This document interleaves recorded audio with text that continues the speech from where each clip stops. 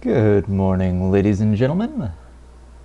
This is your captain speaking, Mr. JD himself, and we are happy for you to join us for this flight around the Seattle area. Now, I'm just tinkering with some of my settings, just getting things in order, and we'll be lifting off shortly.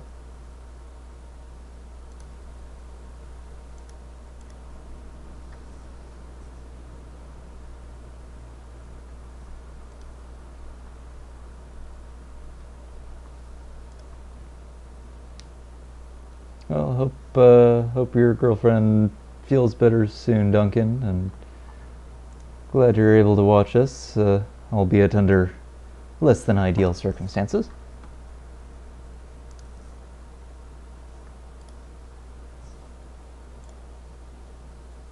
Uh-oh.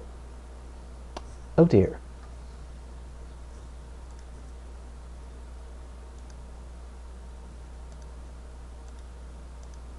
That just crashed. They've just updated the game, so I do apologize. Let's get that back up and running. Well, that's a fun way to start things off.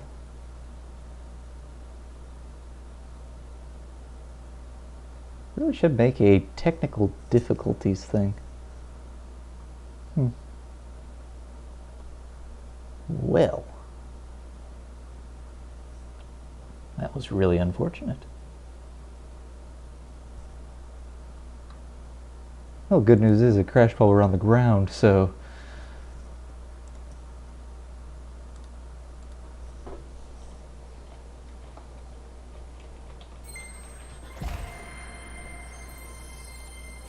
Now, that is a Sobo starting up. So, at least we got that. I'm just gonna mute the desktop audio so that way it's not just blasting out eardrums.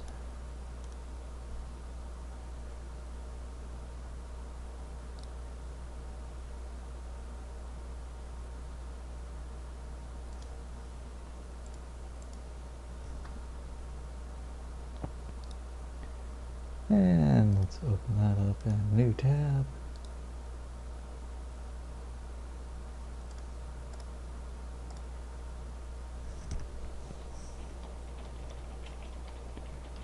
Quickly making a technical difficulty slide because I can.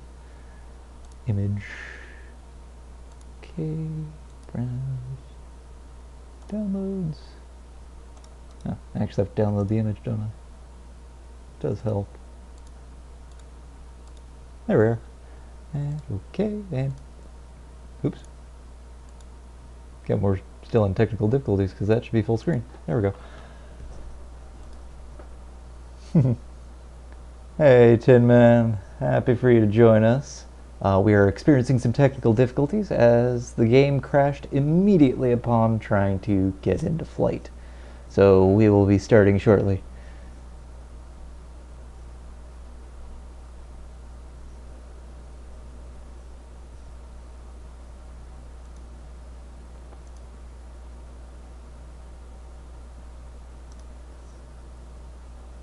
Should maybe play some music or something like that.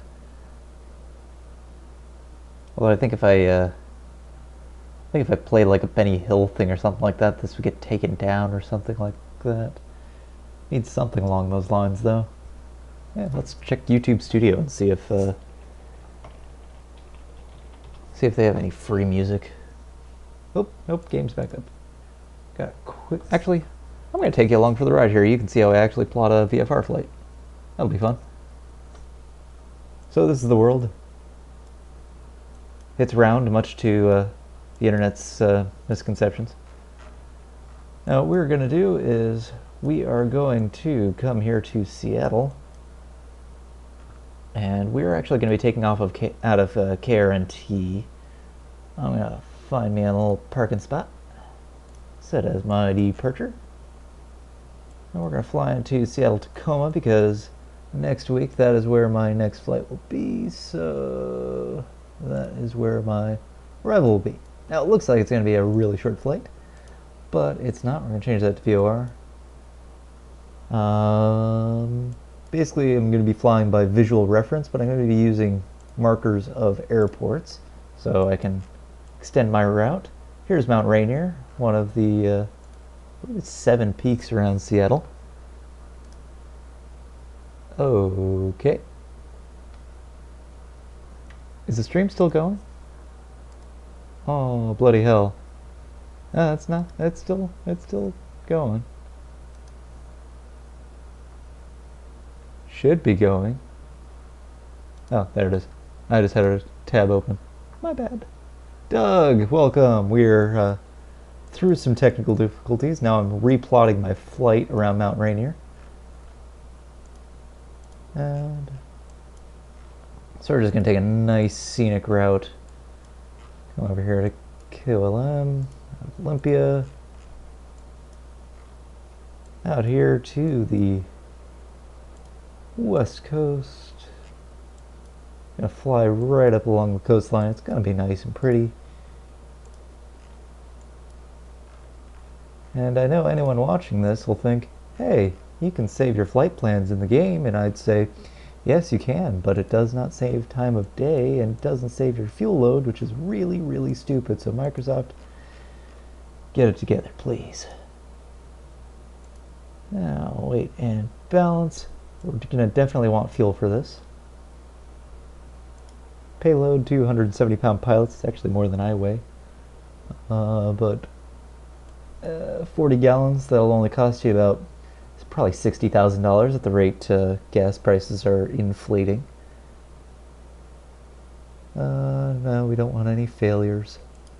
I'd like to not die. Fun fact, I actually did run out of fuel doing this run as a practice. It was pretty funny. Ended up crash landing at this airport here. Managed to land it, it's just it wasn't pleasant. But let's get to flying.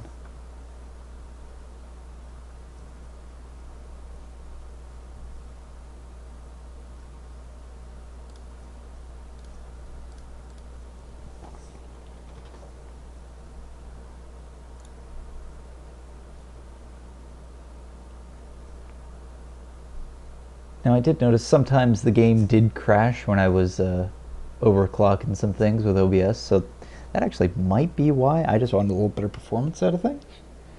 But yeah, when a game can tax a 2080 Super like this, props to the game. Go on. There we go. Just get my checklist off to the side. And let's get things started up. So first things first is set parking brake. It should. Ooh, wires wrapped around my joystick there. There we go. That's better. Check parking brake. Oops, this guy here. That is on, so we can check that off. Master battery switches. Let's get things started. Tick the strobe light. There we are. Fuel mixture, it's already at rich, so that's good. Power level, full forward. And then fuel pump, we want it to be, oop, come on, come on, nope. Come on. Okay, it should be a boost. Oh, there we go. Prime. And then boost. And power level pulled down to 1/4 inch. I found right about here should be okay. And let's turn the key. Yes, this plane actually has a key. Oh, come on. There we go. And we got the prop going. Let's bring our throttle down to, so it's at about 1,000 RPM.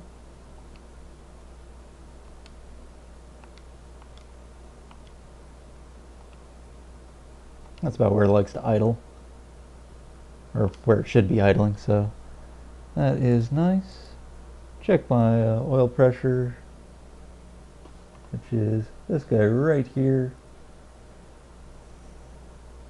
Basically right in the green, that's nice. Let's turn on our alternators. Let's turn the avionics.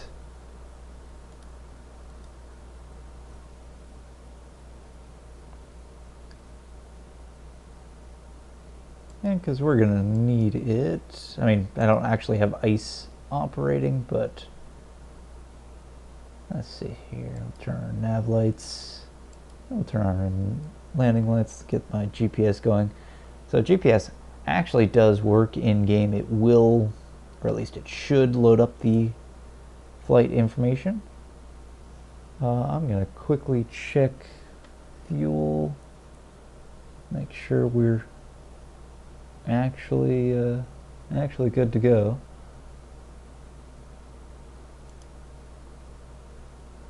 And we are not good to go, so let's make sure that we are.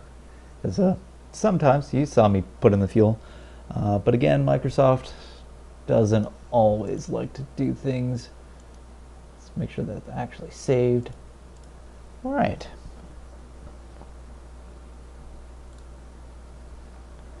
Now we are ready to go. Now, give you an idea how small this plane is. Yeah, that's it. That's where you sit. It is a tiny plane, but I like it.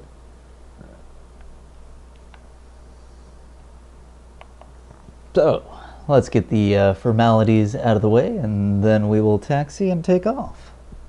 Ladies and gentlemen, this is your captain speaking. On behalf of the entire crew, which is basically just me because this plane is so tiny, welcome aboard Whiskyfile Spirit Airlines. Not actually affiliated with Spirit Airlines, just simply a joke about whiskey being a spirit. Plus, even though it's much smaller, we give you comfier seats, more legroom, and we offer full beverage services on all of our flights, including whiskey from my private collection. We're happy for you to join us with non-stop service from, well, Seattle to Seattle, but taking the scenic route. Our flight time will be roughly about 2 hours, and we'll be at a cruising altitude of about 8,500 feet, give or take. And looking at the weather, which is quite nice outside. I mean, you can see up here it's cloudy, but maybe a little bit of a chance of rain. But it should be a relatively smooth flight, except when we're flying around Mount Rainier, where it will be a little bit bumpy. But that is that will be quite a pleasant flight around here. So sit back, relax, and enjoy. And thank you for choosing Whiskyfile Spirit Airlines. Now, before we take off, we are going to, of course, do a little bit of a safety demonstration. Make sure that you understand everything that's going on in the plane. I didn't realize my desktop audio was not running, but that's fine. Now you can actually hear the props, but I'm going to mute that, and we're going to take over onto our safety demonstration. We are flying in a Cirrus SR-22. Now please take a moment to pay attention as we go through the safety information of this aircraft. When the pilot yells at you to put on your seatbelt, you must fasten your seatbelt. Insert the metal fitting one to the other and tighten by pulling on the loose end of the strap. To release your seatbelt, lift the upper portion of the buckle. We suggest that you keep your seatbelt fastened throughout the flight as we may experience turbulence. Note that there really isn't any room to move about the cabin, so there's no real reason to take off your seatbelt. There are technically 4 emergency exits on this aircraft, with each door for each passenger and the pilot. Please take a few moments to note that your door is your exit. If we need to evacuate the aircraft, open the door and get out. No lighting will guide you, only God and your ability to open doors will. Doors can easily be opened by moving the handle in the direction of the arrow. Even though this probably wouldn't even make the local news, in the event of a water landing, your life vest is located in a pouch under your seat, I would assume. When instructed to do so, open the plastic pouch and remove the vest. Slip it over your head, pass the straps around your waist and adjust it at the front. To inflate the vest, firmly pull on the red cord only when leaving the aircraft. If you need to refill the vest, blow into the mouthpiece. Oxygen and air pressure are not being monitored given this flight is not pressurized, and it will not fly above 10,000 feet. So if you feel lightheaded or fall asleep due to hypoxia, good luck. At this time, your portable electronic devices must be set in airplane mode until an announcement is made upon arrival. If you notice your video stream stop, that's because you fell for that and I will never get tired of that joke. We remind you that this is a non-smoking flight, even though some of you think you look cool doing it. Tampering with, disabling, or destroying the smoke detectors located in the non-existent lavatories is prohibited by law, and if you need to use the non-existent lavatory during the flight, well, you're just gonna have to hold it until we land. You'll find this and all other safety information in the card located in the seat pocket in front of you. If you do not have a seat pocket in front of you, you're probably not actually on a plane, which we don't find all that surprising. We strongly suggest you read this card before takeoff, and good luck if you do not have one. If you have any questions, please don't hesitate to ask one of our crew members or in the chat next to the video. So sit back, relax, and when we're safely at cruising altitude, pour yourself a glass and enjoy your flight on Whiskyfile Spirit Airlines.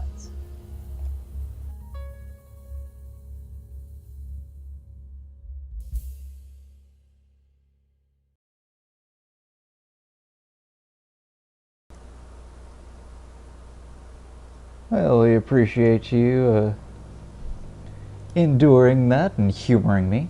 I, of course, had to put one together for a new aircraft. But let's get going, and we're going to tune into our radio here, and we're going to request taxi. And we're going to depart from the north here, which is actually just right over there. So it'll be nice. Nice quick taxi.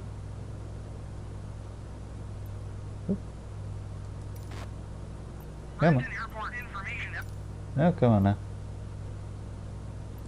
Renton ground Whiskyfile 0208, say again. Oh, please. that's annoying. Whiskyfile 0208, taxi to and hold short of runway 16. Contact tower on 124.7 when ready. Taxiing hold short runway 16 Whiskyfile 0208. Oh, that voice is a bit different. They updated things and all of my settings have changed, which is really annoying. But let's change my altimeter here. We need it at, I believe he said 30.5. Let's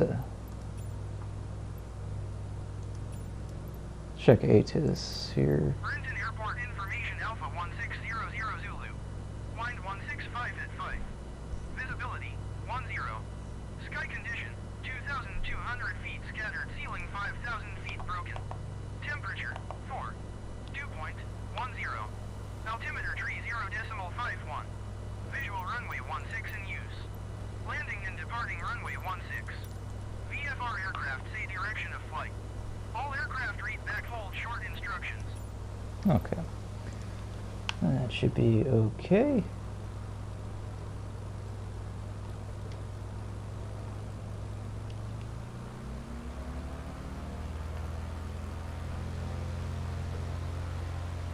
Sorry, fella. Just gonna go right by you. Oh.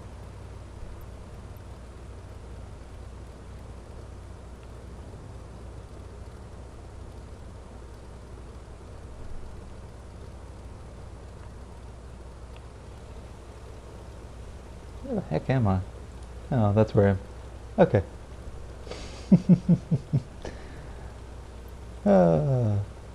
Okay. That's alright, Magic. Happy for you to join.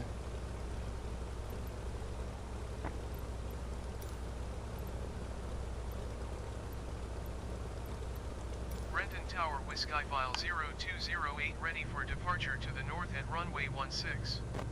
Whiskyfile 0208, altimeter tree 0.51, phoneme alphabet equals X, Microsoft UPS PH equals WIHND, wind / phoneme 165 at 5.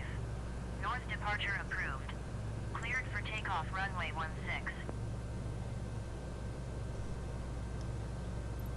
Cleared for takeoff runway 16 Whiskyfile 0208. Yeah, they changed how they pronounce things too, which is really annoying.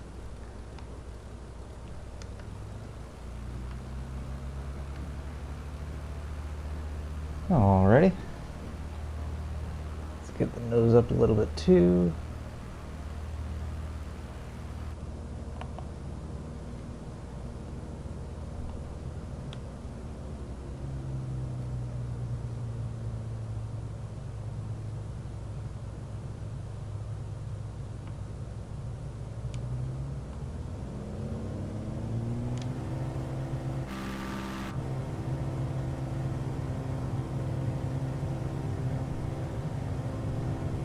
Alright folks, here we go.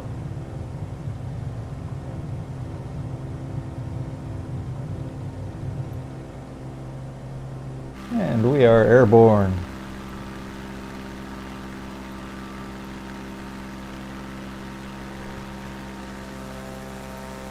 Now there is Seattle. File 0208, continue for north departure. Renton Tower, Whiskyfile 0208, continue for north departure. Which I kind of like the pun that's coming out of it. Whiskyfile.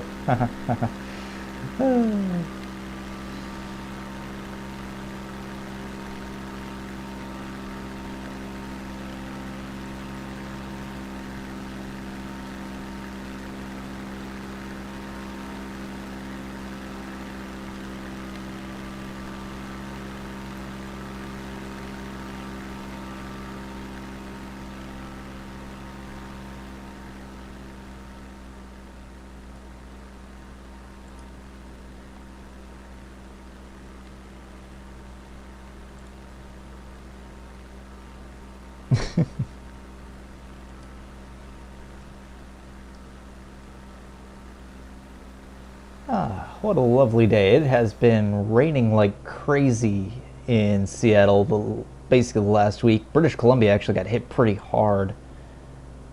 So it is actually quite nice having the weather the way it is right now, and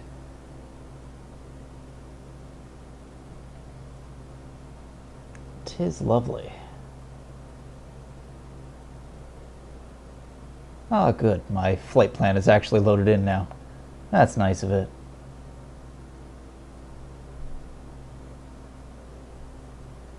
So yes, that is actually the live map. I actually have that off onto the side of my screen here. What we're going to do is I'm going to actually zoom it out just a little bit. So you can see that's SeaTac right there, Seattle Tacoma.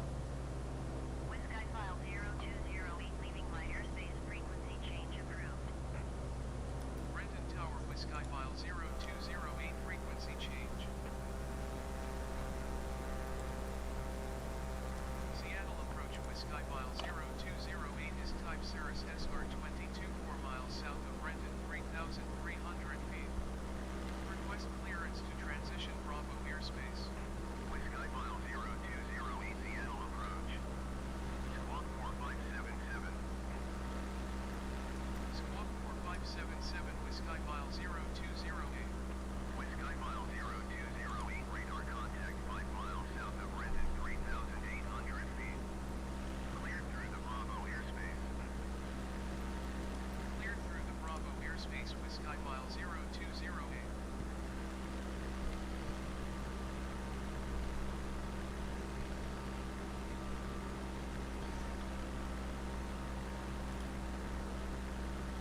Now we are going to try and fly above this cloud layer here, but you can see the mountain over there. That's Mount Rainier.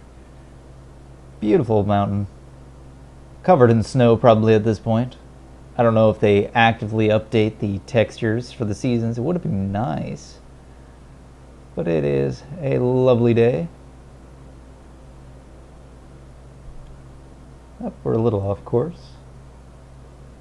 And what I can do right about now is, once we are up at about, because these clouds are sitting right at about 5,000 feet, we're going to engage our autopilot. I'm going to actually adjust my barometer pressure, make sure that it is to what it should be. There we are. And right now it is Let's see, we are still doing that. Pilot. Let's do vertical speed. Set my, oops, nope, not that. We want to set my altitude. We're going to set it to 8,500 feet.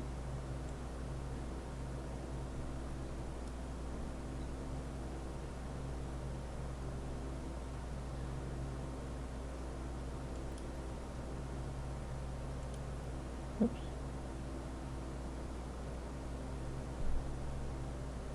And we are going to make sure my heading is my actual heading here. That should be fine. Vertical navigation on. And we're away. Just going to adjust my heading a little bit to the right so that we're back on course. We're basically flying by markers of airports, so should be, yeah, it's pretty easy to navigate by VFR. Ah, what a lovely day.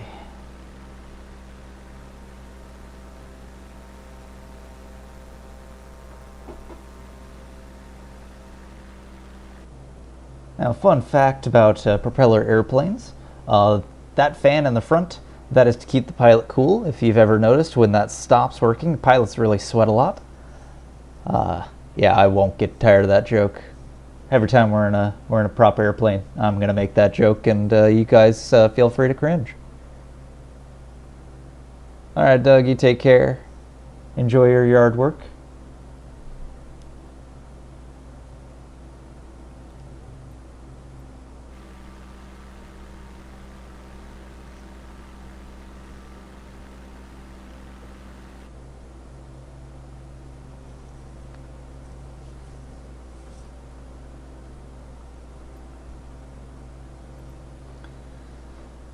We're still a little off course.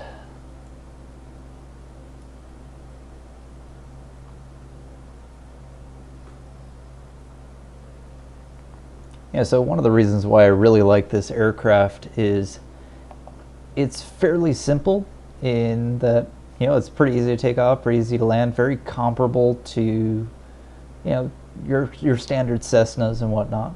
But it does have the full electronic suites. So I do have full autopilot. I can take off IFR, which is Instrument Flight Rules, which is really nice. Oh, what's the caution here? Oh. Yes, I am aware. Thank you. Basically, it was giving me a pilot heat off warning. It's because it's cold, so there we go. But I do have icing on. No, it's not a cake. What I can do is I actually do have air conditioning if I wanted to. The buttons here actually, well, some of them do kind of work.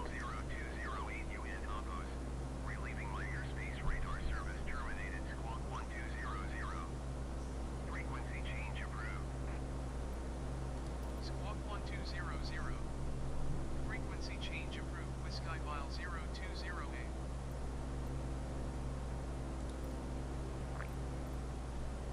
Seattle approach. Whiskyfile 0208 is type Cirrus SR22 2 miles southeast of 51 Whiskey Alpha 8,200 feet.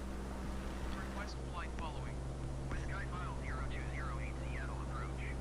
Squawk 6071.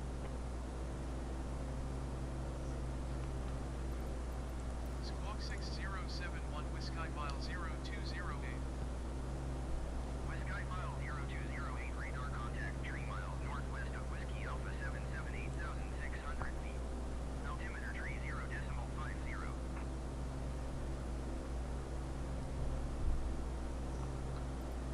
Roger. Whiskyfile 0208.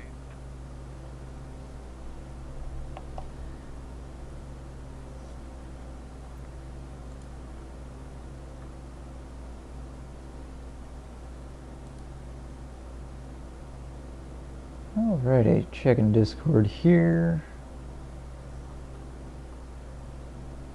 Ah. Ooh. We should be actually leveling off our flight here because we are a little bit over. I don't know why it is.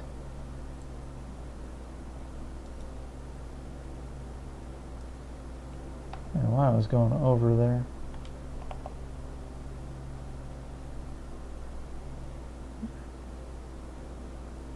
Yeah, we'll cruise at 9,000 then.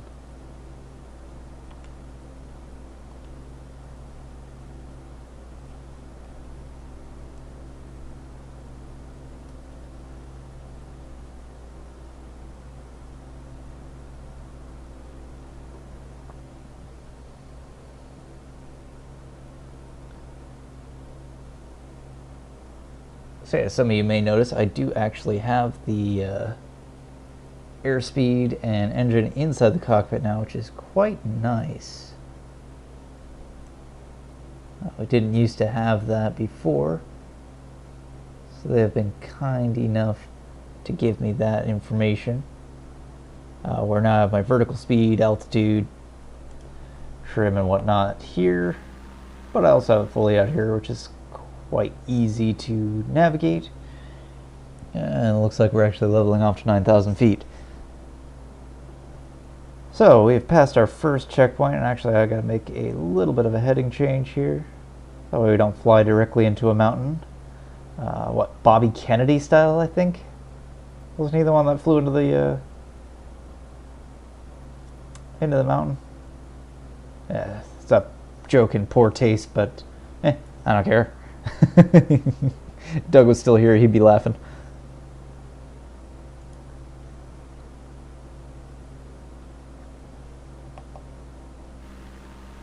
Ah, they do have snow on them. That is nice. So what we're actually going to do is we're going to deviate from our flight path a little bit. We're going to actually fly close to the mountain shortly. I just want to make sure we actually miss it, because turbulence around it is a bit much. But at 9,000 feet, we should be fine to go around the peak. Mount Rainier is actually quite tall. Mount Rainier. I mean, it's a 14,411 feet tall, and to put that into metric is, I think, what, 4,000? No, it's not 4,000. Well, it might be. Hang on. Oh, hey, I was actually really right. 4,394 meters for you folks in Europe. Its last eruption was in 1894, so it is a volcano. This is actually a volcanic area in Washington. Y'all remember Mount St. Helens? If y'all were awake for that, or alive for that.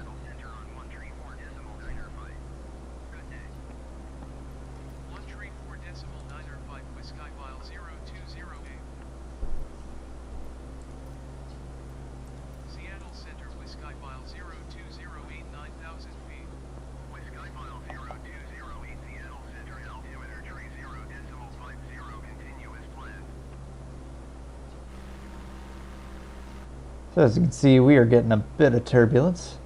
So, oh God, where are the passengers? Ah! It's because it doesn't show them. Sometimes the little things that'll just crack you up.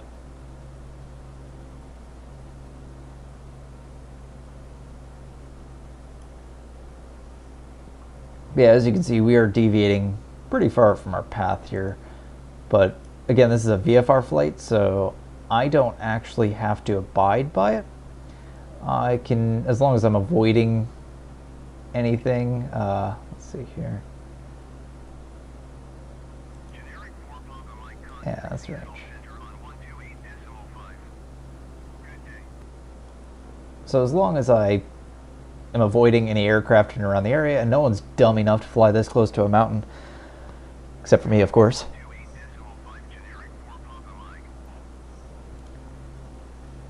I don't actually have to abide by it, and the air traffic controller won't get mad at me, which is quite nice. He did adjust my altimeter just a little bit. So as we get closer to the mountain, it actually does really vary with the pressure. I had it swing about 0.2, 0.3 inches. That's in PSI, I'm assuming. Or no, that's inches of mercury, isn't it? That's what that is. I know pressure. Yeah, that's inches of mercury.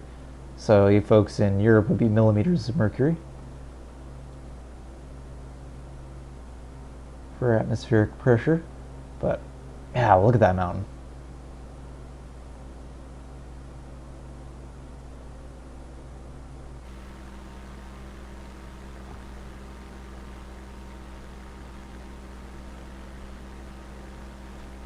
Yeah, let's get some nice shots out of this.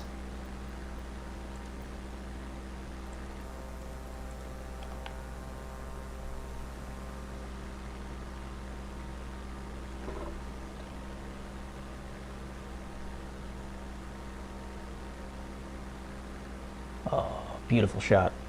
I'm going to take a quick screenshot because that looks cool.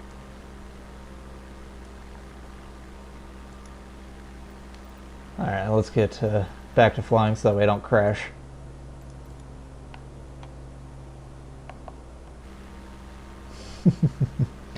So I'll post that in the Discord. That's a lovely shot.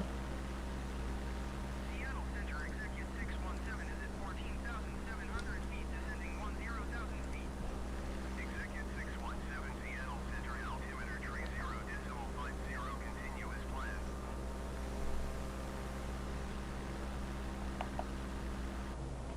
Lovely stuff here.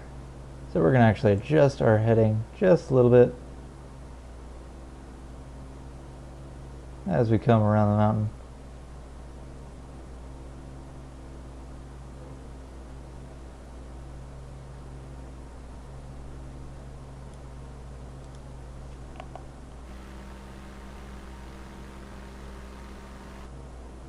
Now, you do not want to crash up here, but the good news is you're close enough to civilization that they'd find you pretty quickly. But again, this plane is too small to even make the local news, so maybe they'll send a St. Bernard with some whiskey in a barrel. Maybe.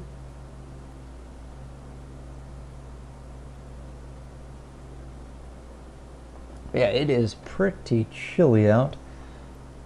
Let's see what the weather is in Seattle.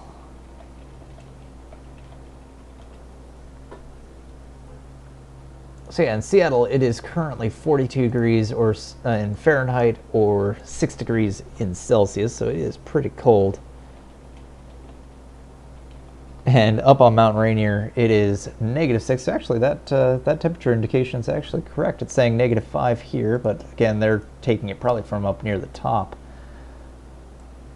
for the weather data. So that's pretty awesome.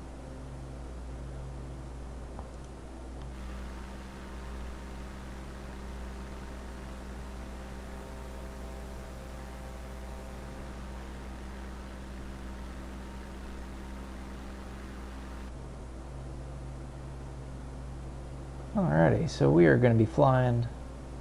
Let's see, there's an airport down here, but we're actually just going to make a straight shot to KOLN, which is the. I wonder if that heading. Oh, that works too. That's cool. I didn't know the buttons coincided. Sometimes they don't.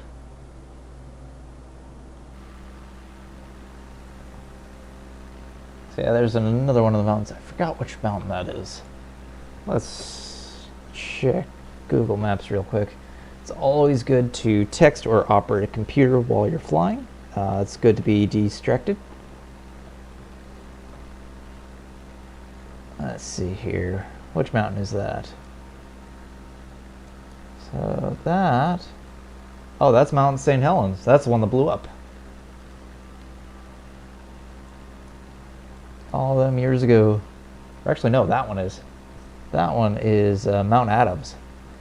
So yeah, there's multiple peaks all around here in the Seattle area. The really beautiful mountain area.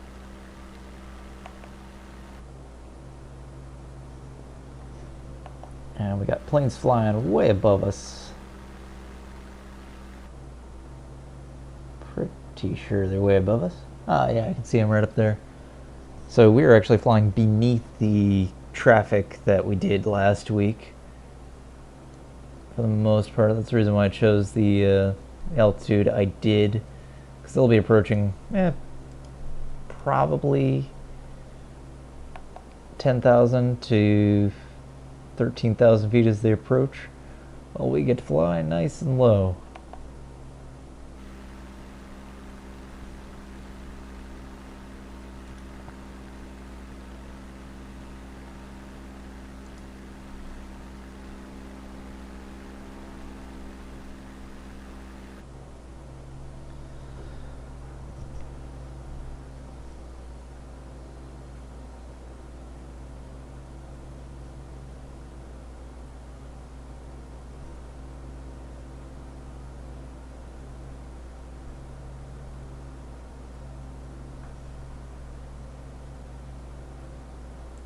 Seattle Center, Alaska 726 is at 10,900 feet, descending 10,000 feet.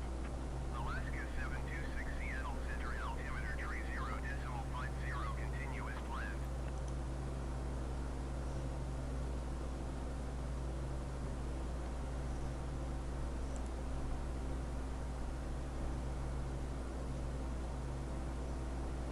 I remember when I first started playing flight simulator games, you know, they had GPS stuff, but it was nowhere near as detailed or as friendly as it is now.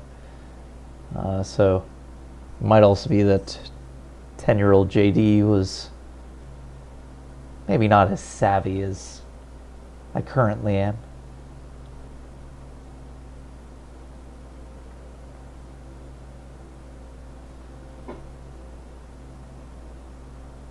But this is quite a nice plane to fly. It's fairly easy. And as you see, I'm just turning knobs right now, but yeah, it's engine speed and everything. It's all really quite a nice aircraft. A lot of people really like these, but they are a little bit on the pricier side. Whereas Cessna 152, which is sort of your standard,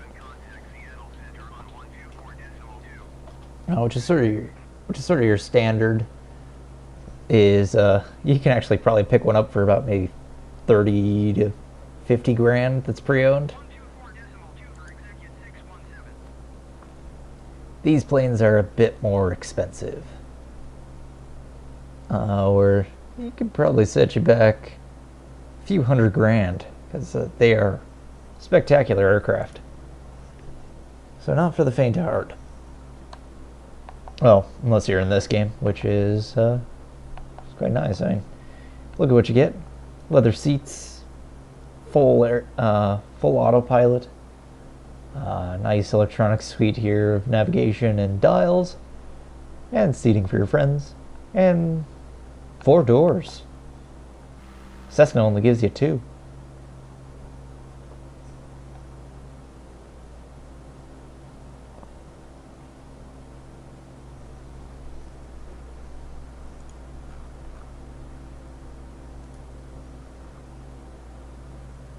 No, you could actually, I'm looking at pricing still. There's no way I could actually afford these, but ones were about 300 grand. So, you know, getting cheaper. SR20, which is probably a less powerful version.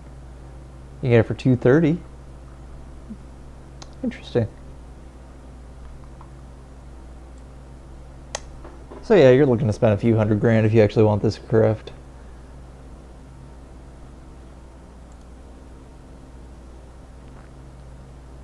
But yeah, they were developed, you know, unlike the Cessna, which was built, probably the earliest version was back in the 1940s, and the design hasn't really changed since then. This was actually developed in this century, which is rare for aircraft usually. Oops, something hitting. I know how to read my dials.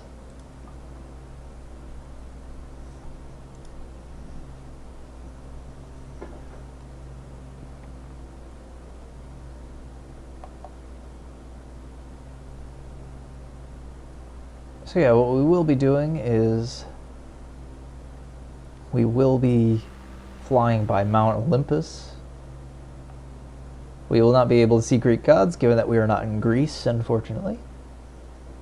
But we will be flying. Actually, no, that's Mount Olympic. Wait, shoot! Now I'm forgetting which mountains they are. Quickly googling. Oh. Yeah, see, I shouldn't have doubted myself. 126.5 for Whiskyfile 0208. It is Mount Olympus. And it's Olympic National Park, that's why I got myself confused. Seattle approach Whiskyfile 0208 9,000 feet. Whiskyfile 0208 Seattle approach altimeter tree 0.50 continuous plans. Aye aye. Now this is where the easy part begins, because well, that was our first sight back there of Mount Rainier. And as long as fuel is permitting, as we tour around Mount Olympus, we will be going by Seattle itself. Try and avoid any air traffic around SeaTac, and then we'll land at SeaTac. It should be nice. Because I know when it was raining last week, you guys didn't really get to see too much of the city. And the model is actually phenomenally done. It's quite beautiful.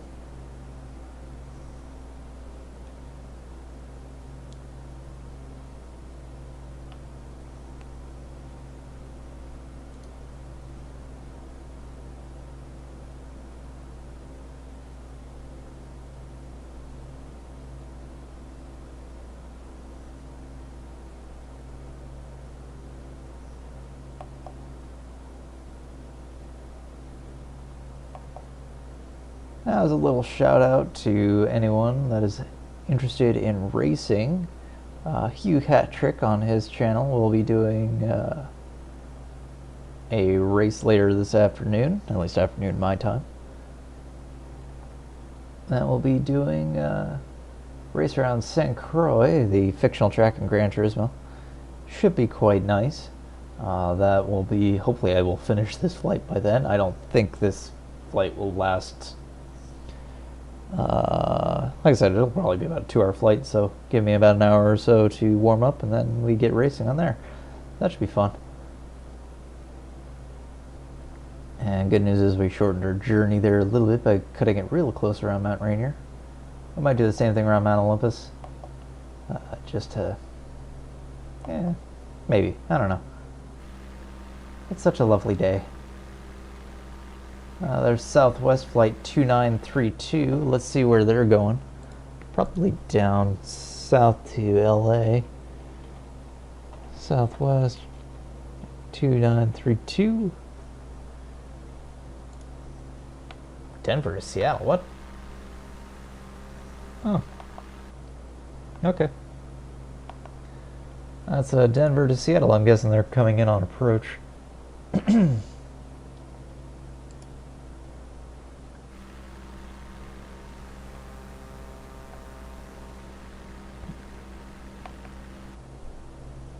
That's very cool. Oh no, they're flying to Sacramento. That's what it is. So it's Seattle to Sacramento is that flight.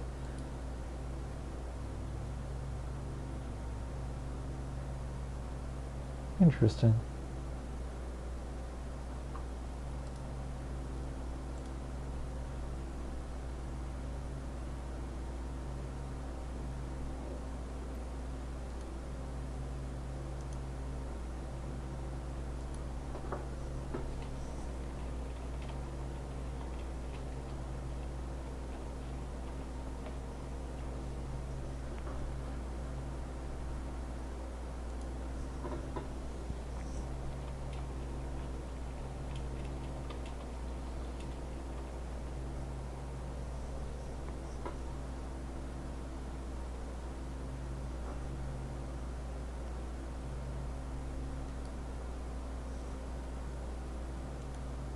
Now we're actually getting back onto our flight plan.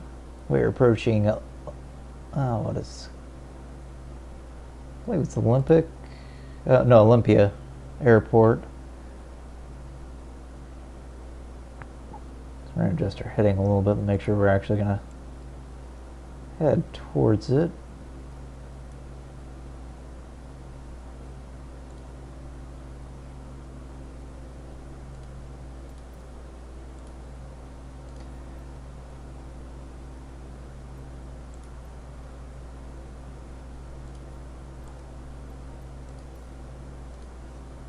Just going to get rid of my checklist because I don't need a checklist.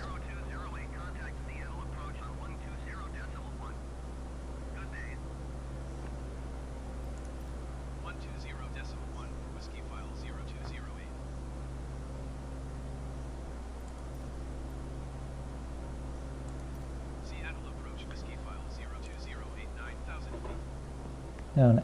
Whiskyfile 0208 Seattle approach altimeter 30.49er. Continue as planned. That flight there, that's a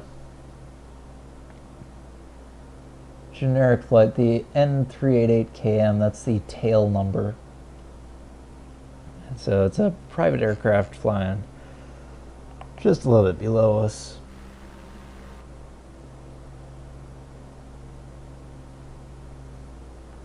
No way to tell what it is. I'm guessing that's Delta. DAL 1485. Let's see where they're going. Or where they're coming from. Ah, from San Diego. Or San Diego, as Ron Burgundy would call it. Fun fact, San Diego means a whale's vagina. Okay, no it doesn't. It just means St. Diego. But who am I to tell Ron Burgundy that he's wrong?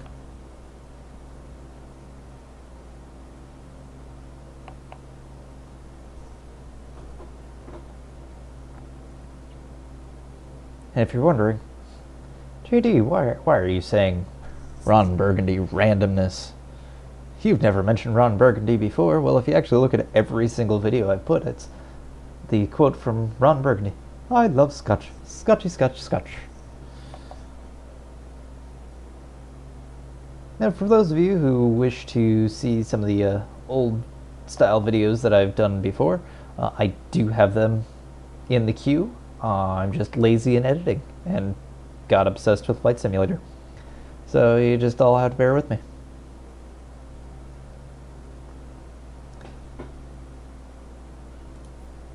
You know, I could actually queue those up for in-flight entertainment, but that would just be me really shilling hard for myself, and I'm not about that.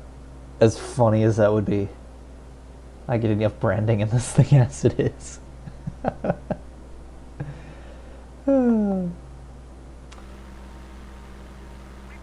0208 contact Seattle approach on 121.1. Good day. Going to 121.1 Whiskyfile 0208.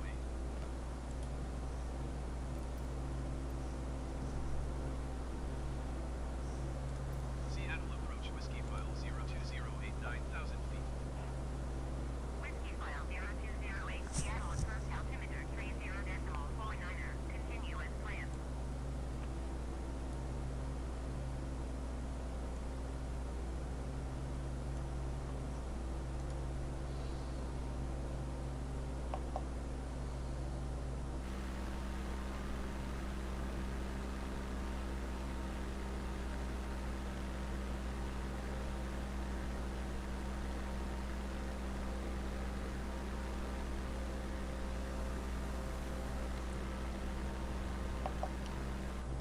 Fortunately, we are above all of this weather here, but I'm going to actually check AccuWeather here. Because I want to actually see, because this aircraft is not smart enough to have all the weather stuff. So I just want to see if we are actually going to encounter any rain or anything like that. Doesn't look like it. So in case you're wondering what I'm checking here, if you go to AccuWeather.com, you can actually search for live weather data. So I actually use that whenever I'm checking flights or I want to check a storm system that I want to fly into, if I'm wanting to be that foolish. but it looks like we're getting a little bit of rain off the coast of Washington over the Pacific, but most of this cloud cover seems to be just cloud cover, and that's it, which is quite nice. I'm sure the people in British Columbia appreciate that, as man, they got pummeled, and they're still getting hit up north in Kitimat and Terrace. They've got quite the snowstorm going on up there, so there's quite the storm up in the Pacific Northwest, and I forgot what it's called, but in and around the Gulf of Alaska, there's a huge storm that's still brewing up there. So we are quite lucky that we are only being hit by cloud cover.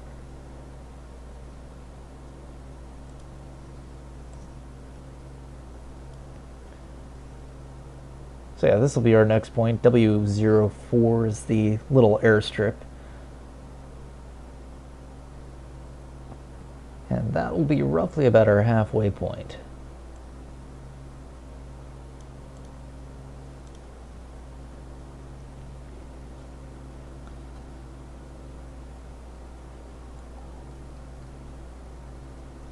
I'm going to actually start our turn.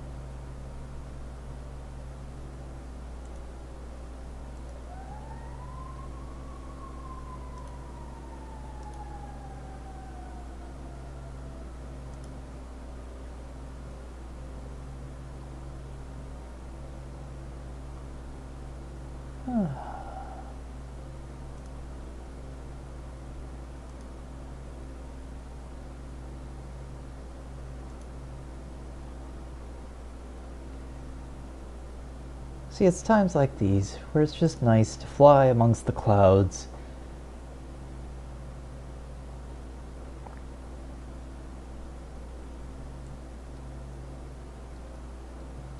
Carefree.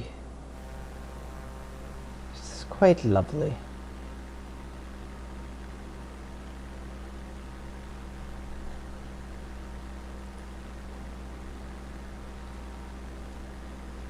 Now what I am going to do is I am actually going to cut our flight plan again. As we're, I'm actually going to be, oops, let's see here. I'm going to actually come out to the coast, fly over W04. But as we're coming in here, I'm going to get close to Mount Olympus, and we're going to sort of cut in through here. Now again, this is a VFR flight, which is visual flight rules, meaning I got to look, make sure I don't hit anything, and I can fly anywhere I want to. They really don't care. And the way this thing updates, it doesn't care either. Tried messing with buttons and whatnot, see if I can actually get things to update a little bit. There are some buttons that you can play with.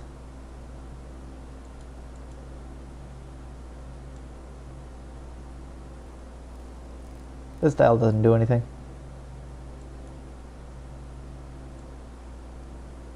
Ooh, that one does.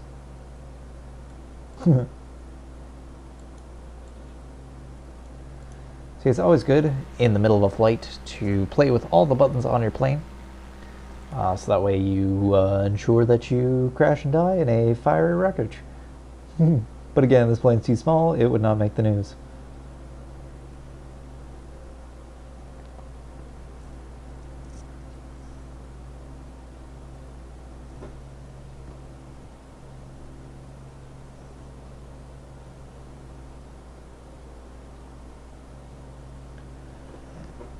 Now, for those of you flight simulator aficionados, yes, this game did update this past week, and they have some really cool aircraft that I will eventually be making some liveries for. I'm actually going to check that out. So I'm doing this off on my secondary screen, But I want to see if I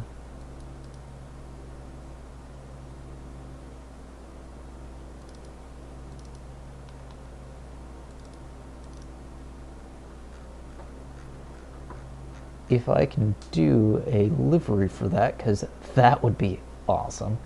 They added, now they just had the Reno Air shows, so they added a bunch of things for that you got to pay for. I'm cheap and don't like paying for things, if I can at all help it. But they also added for free, at least for the version that I have, an FA-18, and it is really fun to fly. You do have to be careful though. If you overheat your engine, it will seize up. I did have a double engine failure because I was doing afterburners and flying at ridiculous speeds, as one does.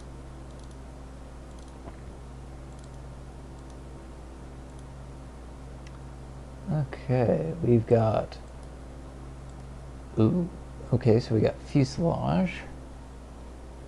Check secondary fuselage.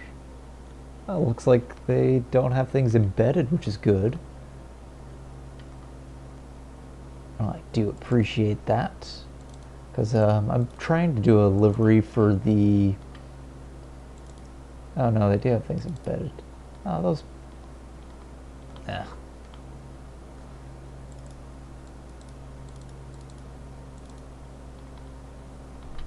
That's annoying. Because I'm trying to do a livery for the 747. I want to do a Whiskyfile logistics livery. And make it a delivery plane, but we might just have to fly with someone else's flag, which is unfortunate. Love a WSA one, but hey, what can you do? Check this website, see if people have done things. So there are, to anyone who wants this game, there are a number of websites that can do liveries, where you basically can just download them. I'm actually looking at one right now that is a Blue Angels. Yes, I'm going to download that.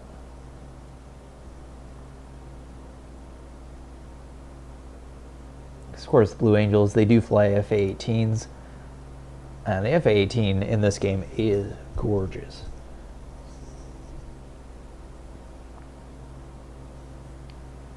To anyone in the GLR server, actually, I think I only shared that with a handful of people, but it looks really cool. Just again, make sure you don't seize up the engines, because a double engine failure, not great. Then again, I was flying underneath Harbour Bridge in Sydney at Mach 1.3, so maybe you shouldn't do that.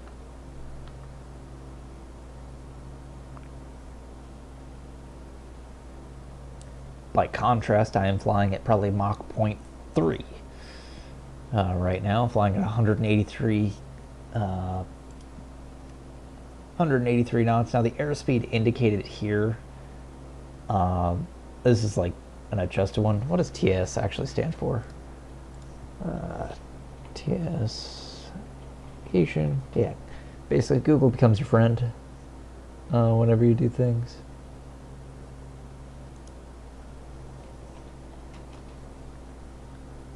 True airspeed.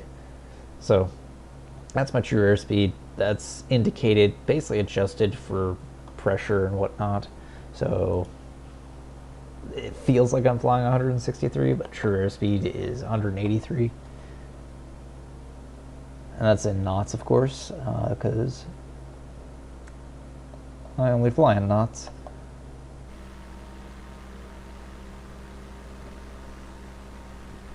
There's Olympic. Whiskyfile 020 contact Seattle Center on 126.6. Good day. 126.6, Whiskyfile 0208. That is Olympic National Park. Lovely area over there. Seattle Center, Whiskyfile 0208, 9,000 feet. Whiskyfile 0208, Seattle Center, altimeter tree 0.49 continuous climb.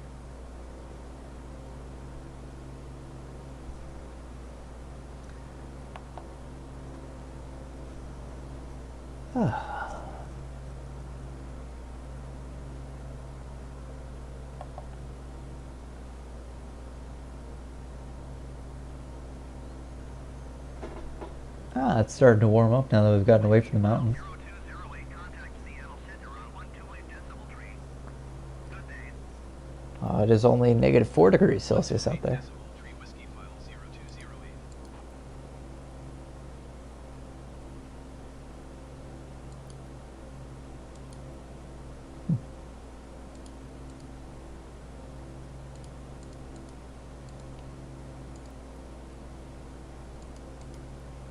Oh, that's cool.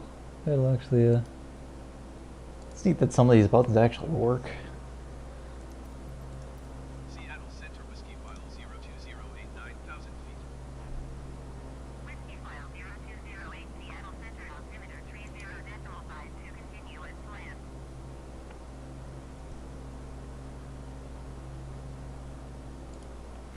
Now we're starting to get a bit of fog coming off of the, as we're coming closer to the coast. You can see in my nav here, oops, if I can actually, and if you can actually see in my nav here, we're approaching KHQM. KHQM is, it's a small airport around here. There's a few things. It's called Bowerman Airport. Relatively small runway. And it's nothing to shake a stick at, but then again, America's pockmarked with bunch of runways. It's about a 5,000 foot long runway, so it can handle some larger aircraft, but for the most part it's general aviation, a little bit of military, mostly single engine aircraft, but it can be capable of supporting some jets. It's pretty cool. W04 is not. The W indication is usually for really small runways, where if you have a K, actually I wonder what exactly, let's see.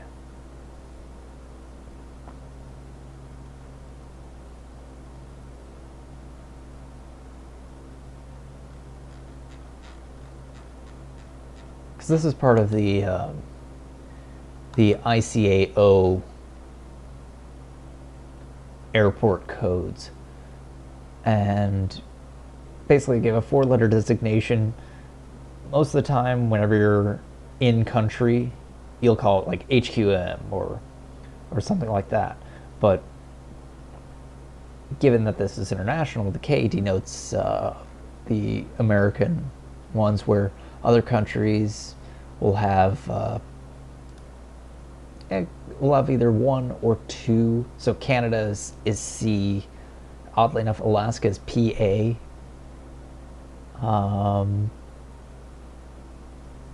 England is, of course, EG. France is LE. Portugal is LP. I'm actually looking at a map right now. Ukraine is UK, which I'm wondering if the British are kind of ticked off about. I kind of find that really funny.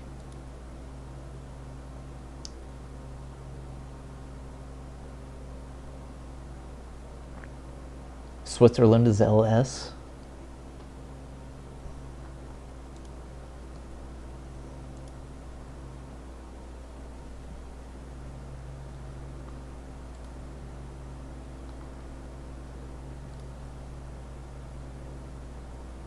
But I wonder where the W's come in. Let's see here. W04. So yeah, W04 is Ocean Shores Municipal Airport. Again, a very small.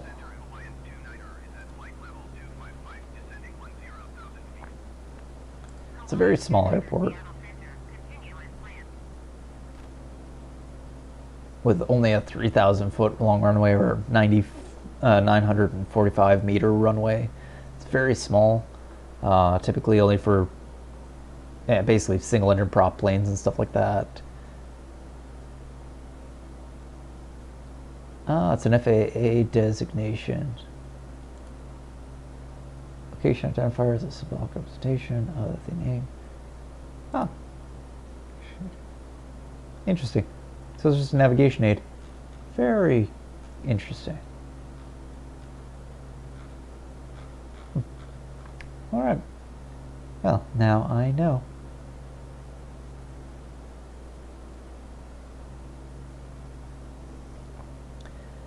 Now we ought to start making our turn as we are approaching.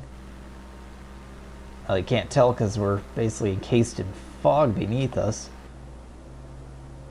But we will be taking, actually let's just take our turn now.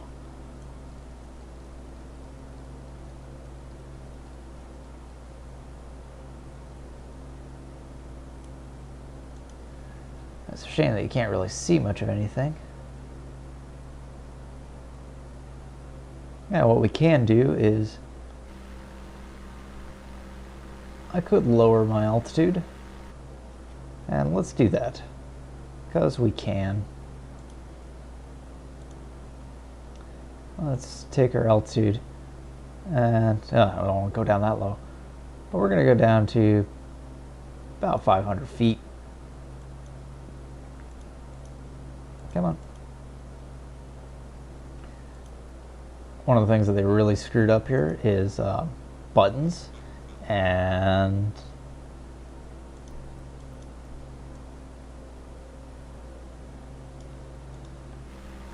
where they're actually hitting, which is really annoying.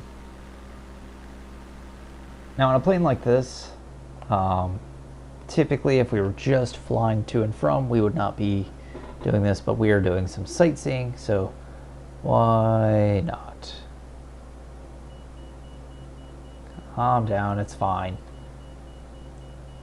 Fine, I'll do it at 1,000. You're okay, plane. It doesn't like that I'm doing a little bit of overspeed.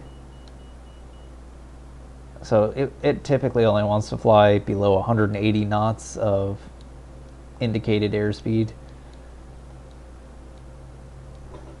So the actual airspeed, we are doing over 180 now. We're slowing down.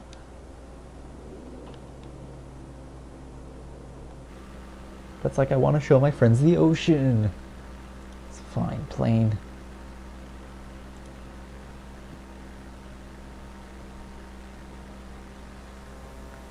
And this is a simple livery based on the sort of standard Cirrus SR22 paint scheme. They do basically a simple little line work around it. I just simply edited it to have Whiskyfile on there and FSA.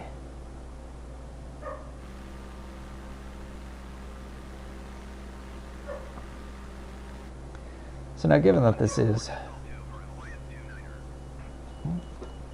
Oh, we're speeding again. Now if you're wondering why overspeed is an issue, you can actually stress the airframe if you exceed the indicated speed, or exceed the speed that the plane should fly at. Now typically planes are rated for well above whatever I would fly it at, but these are just sort of safety parameters, ensure that the aircraft is going to be safe, but you can actually have damage to the wings, stress in the structural members here, just based on the air resistance. is pretty crazy.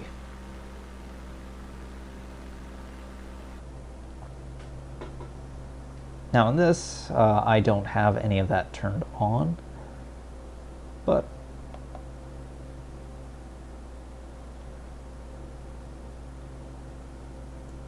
the thing will still beep at me, and I don't like that.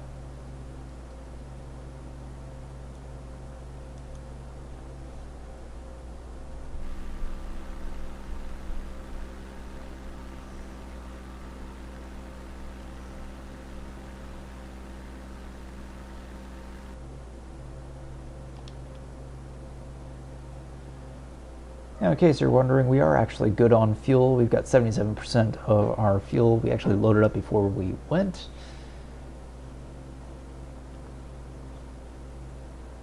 To ensure that we would make it.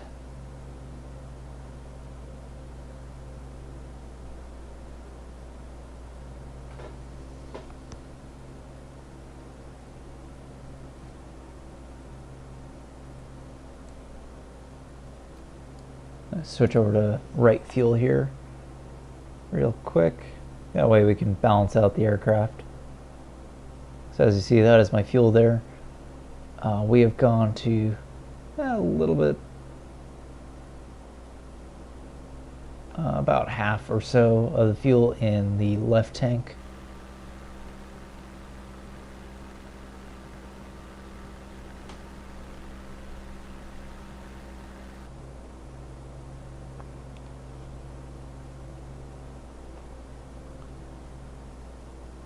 Here we are flying down to the coastline. We're now at 4,300 feet.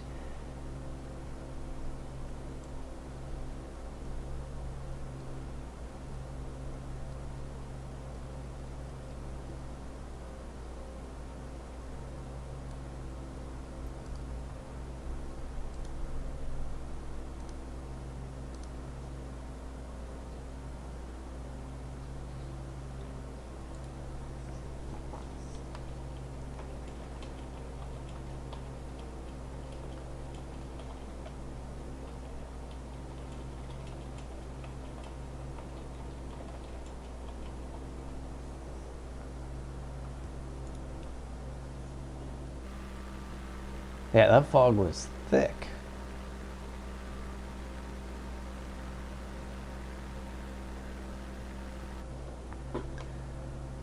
We're gonna just basically follow the coastline here.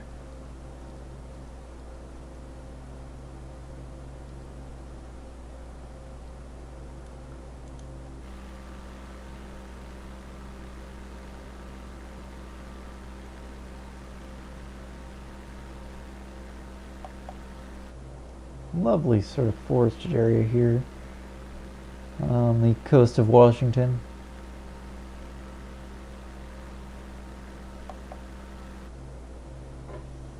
And temperature has actually gone up. We're now at 2 degrees Celsius.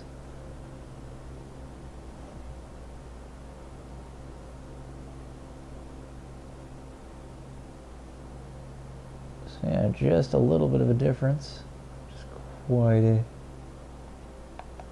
fun here. This is pretty much the most northern part of the continental United States. Only Alaska is further north, of course.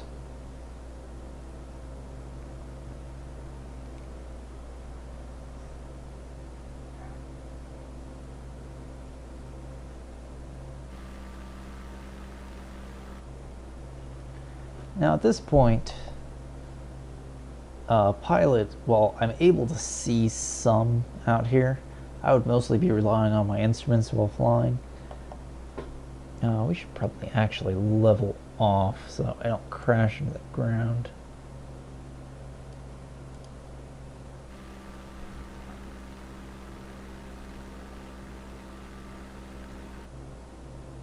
So I do not know how high these mountains are.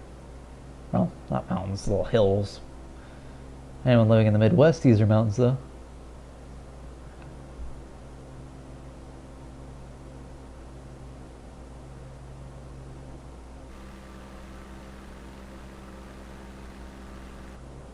But lovely, lovely trees.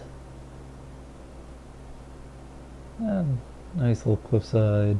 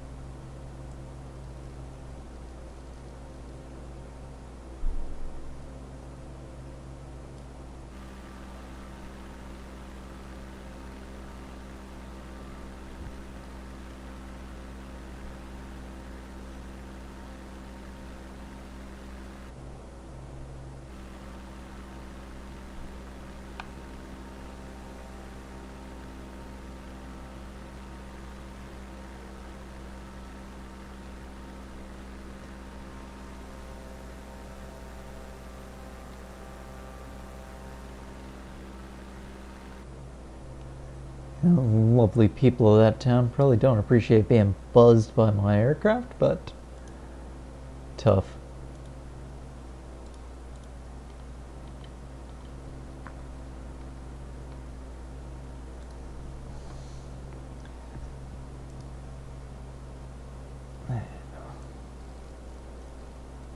What we'll do is we'll take a nice little turn here.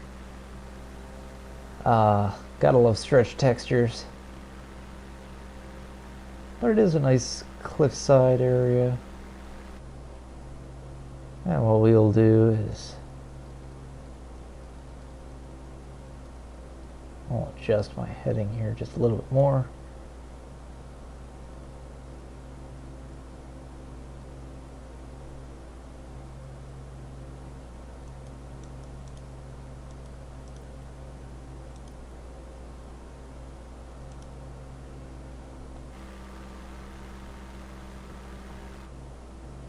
And we're going to actually raise up our altitude here. We'll head back up to, we'll head up to about 9,000 feet.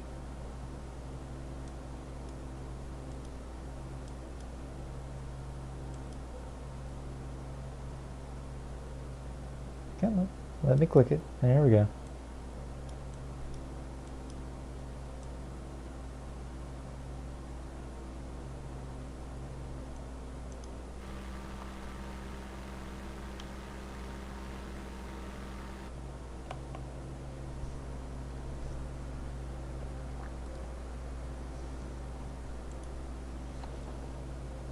And we'll climb back up and we'll fly past Olympus here. We'll go past the mountains. Should be a nice flight. Come over KCLM and then fly into Seattle. We'll check out Seattle. Look at the mountains over there. I'll go into manual flight for that. And then we'll fly into SeaTac. Get approval there. And should be nice.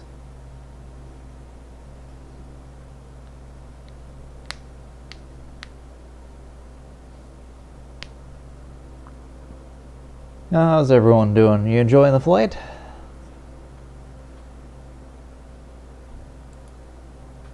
Hope you are.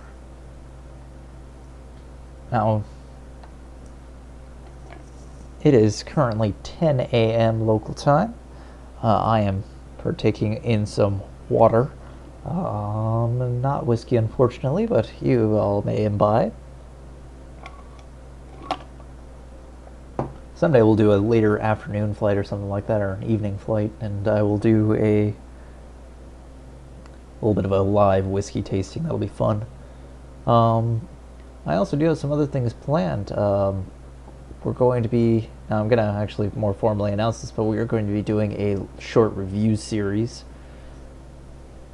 Short as in not short for the length of the series, but more in the length of the episodes. So should be nice. Give you a little bit of a quick dive into whiskey tasting, something nice, short, easy to digest. That should be fun. And then I've also got a few other scripts and stuff written out. It's just a matter of actually taking the time to edit and not being distracted by flying. But keep an eye out for that. I hope you'll enjoy it.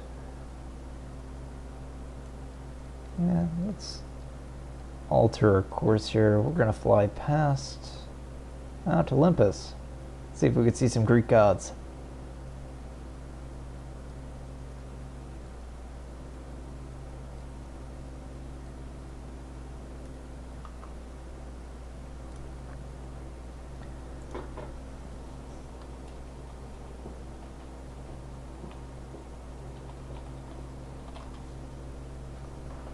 Now, Mount Olympus is actually much shorter than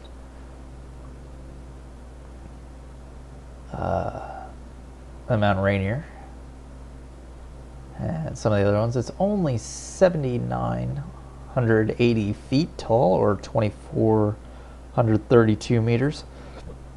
So we can actually fly directly over it. Our cruising altitude being at 9,000 feet will be able to go right above that. It is, of course, the most prominent peak in the Olympic National Park.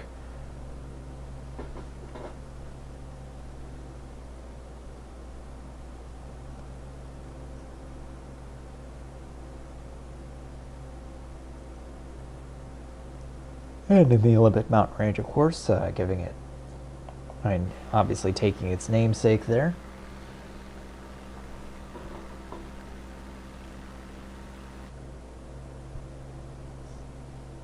But that is pretty much the first half of our journey at the moment. Where we've now gone to Rainier, we're now on our return journey back towards Seattle. We'll continue towards KCLM. KCLM is another local airport, fairly small, but we should be able to go to. Should be able to fly towards that and use that as our approach into Seattle, which will take us basically along the Canadian border. The airport is called William R. Fairchild. It is a single runway airport, fairly small.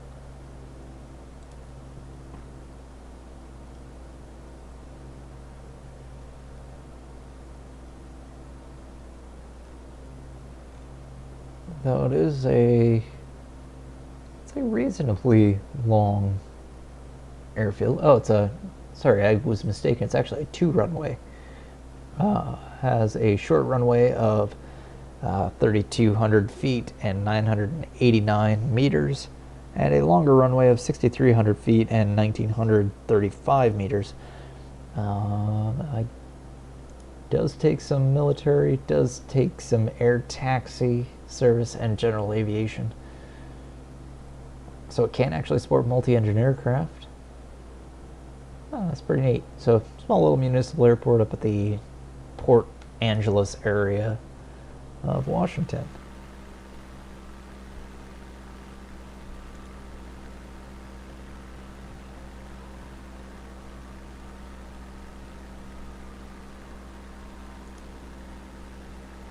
Now right here, this is Mount Olympus, right there, that's its peak.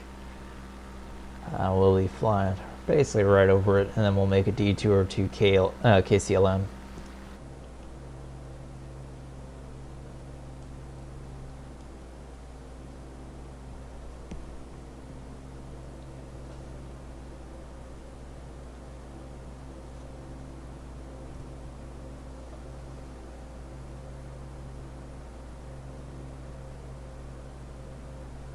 Getting a little bit of turbulence.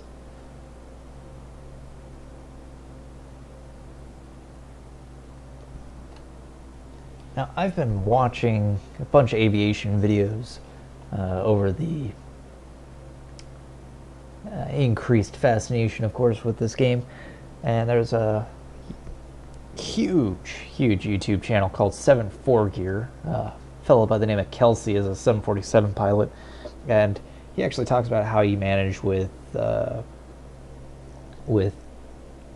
turbulence in an aircraft.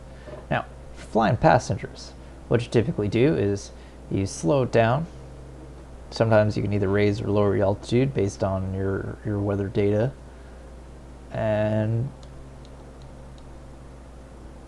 make it a little bit more comfortable for the passengers. But for majority of his flights, he flies in cargo. What they do, they just power through it. Sometimes it can be quite violent, at least to what you and I would consider violent. But he's like, nah, it's a little bit of turbulence never hurt anyone. It's just so I kind of found that fascinating. What we consider severe turbulence and what he considers severe turbulence is the difference between probably difference between what most of you would consider a severe earthquake compared to what I would, because I'm based in California. I've been in 4 and 5.0 earthquakes, and it moves things around, but you just kind of deal with it. But I'm guessing someone from, say, Wisconsin, where earthquakes aren't all that common unless Yellowstone decides to blow up, which I know that's in Wyoming, but still, that's probably the closest thing they would get to it. They never really felt anything, and so they would think, oh god, a 3.0, we're all gonna die. The bottles are rattling on the shelf. Yikes. So, probably the same thing. We're gonna get used to it.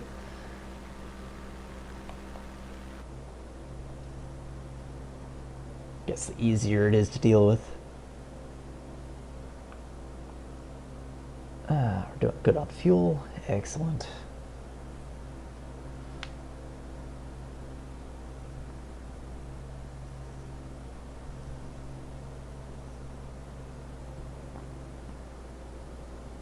Oh, I actually still have my landing lights on, don't I? I don't need those on. Fucking landed.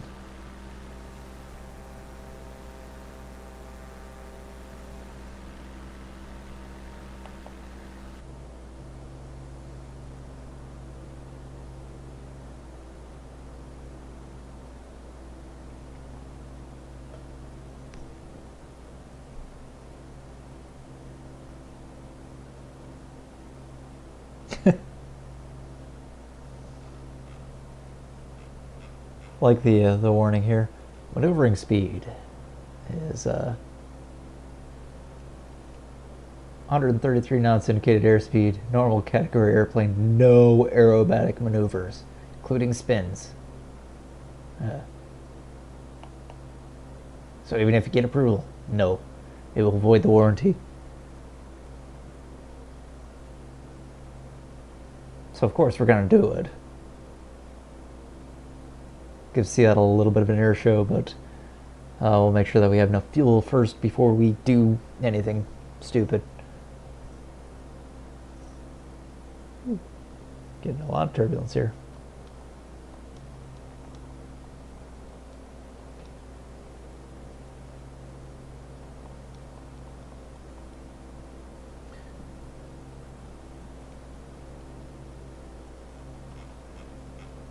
See what some of the other warnings here are.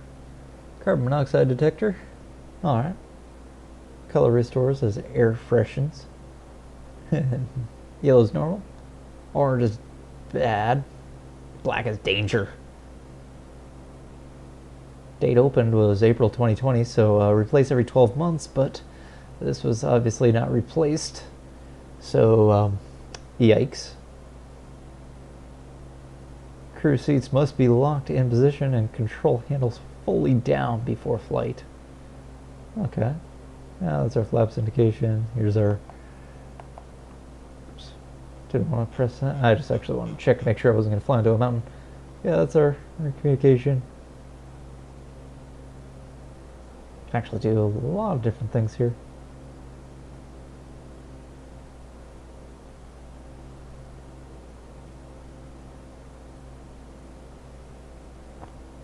There's a lot of detail.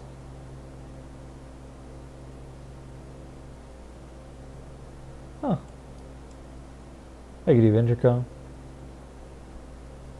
Hello, ladies and gentlemen. I'm playing with the intercom. That's cool. Doesn't actually do anything. because y'all get to hear me all day, every day, whether you like it or not. Well, at least in this flight. But please like it. I appreciate the likes. I appreciate the subscribes. Appreciate comments and share it around. I am an amateur, highly amateurish pilot. Ah, this is gorgeous.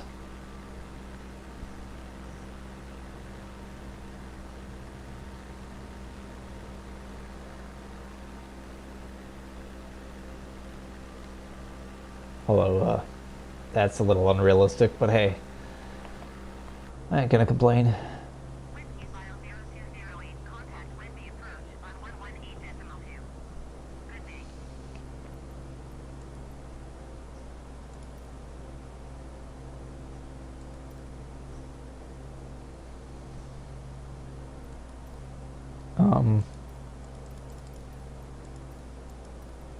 Okay, cool.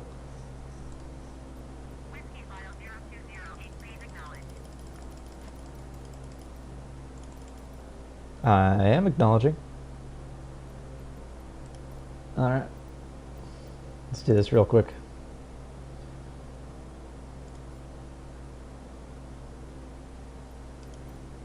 Whiskyfile 0208, acknowledge. Last transmission.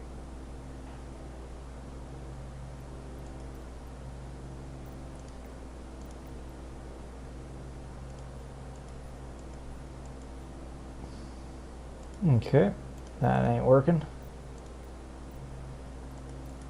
Whiskyfile 0208, did you hear my last transmission? Yes, I did, but you're not allowing me to communicate. That's unfortunate.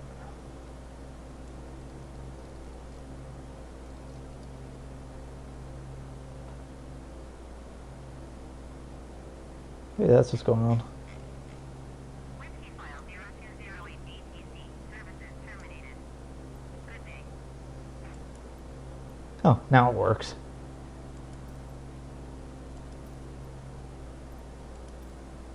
Okay, or not.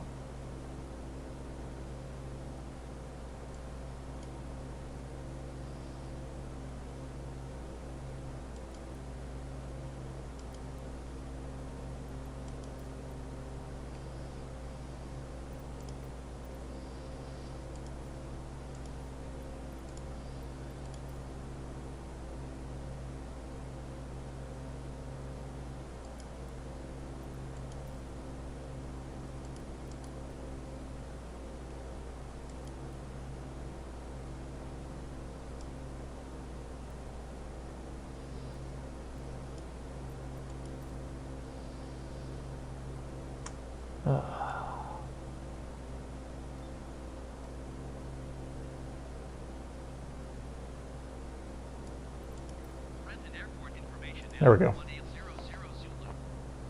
224 at 19er. Visibility 10.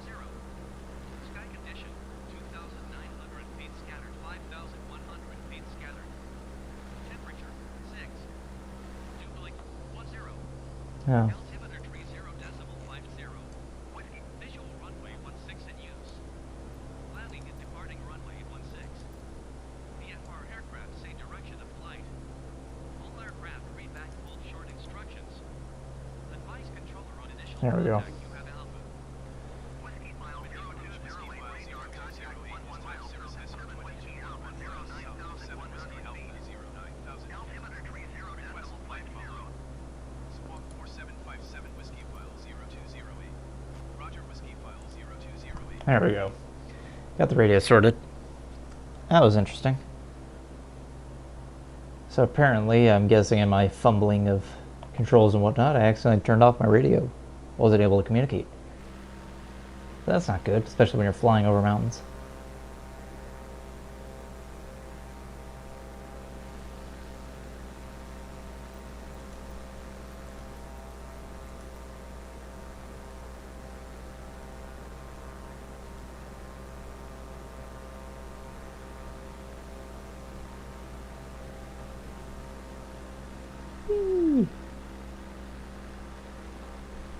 Yeah, the cameras can be wacky. Hopefully it didn't just make anyone sick, but it's just sometimes really fun to do.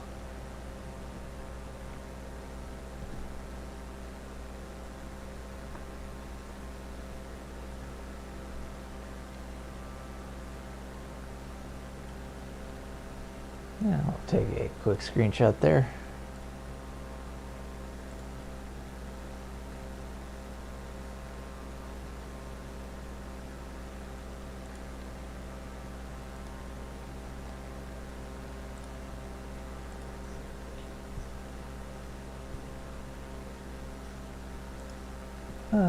Showcase cameras are really nice in this.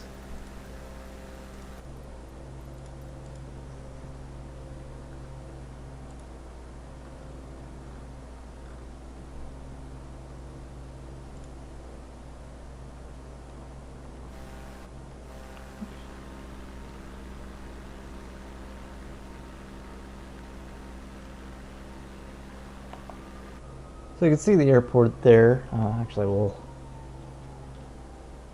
kind of lean out the window on this side. So you can see the airport here. That's KCLM, which is William R. Fairchild International.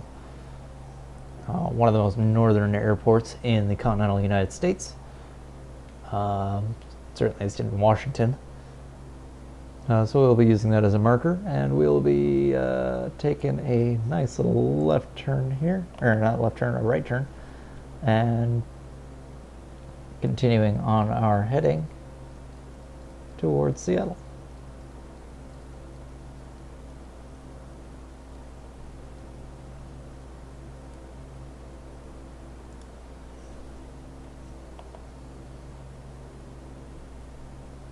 That's Canada. All that up there is Canada. Part of British Columbia, and lovely bit. Just this water separating us.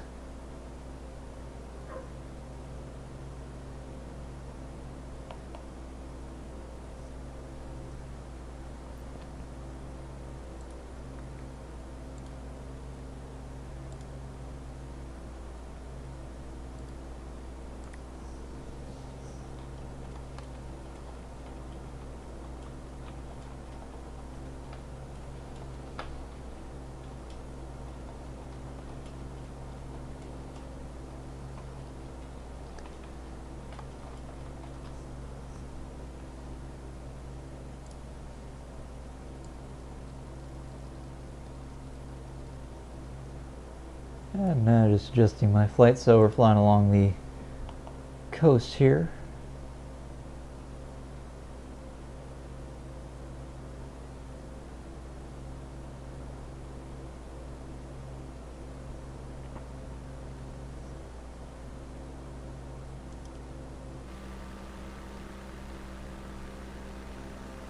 Huh. Interesting. See, when I flew over this last, I guess maybe before the update, or maybe I just wasn't over this exact portion, this was not all snowy, so apparently things do change in game, which is pretty neat.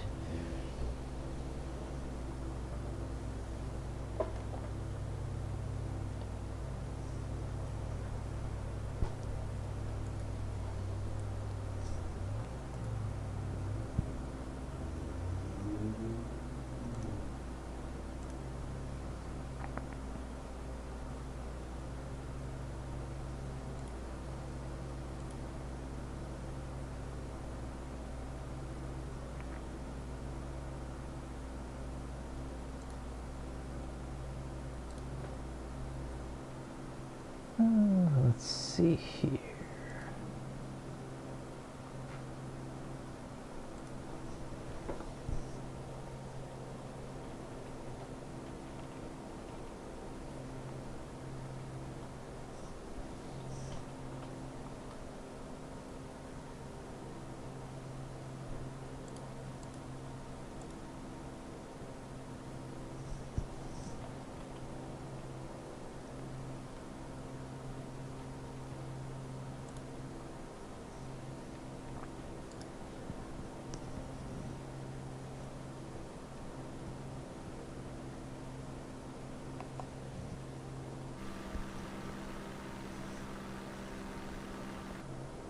So we are now in basically the last portion of the journey.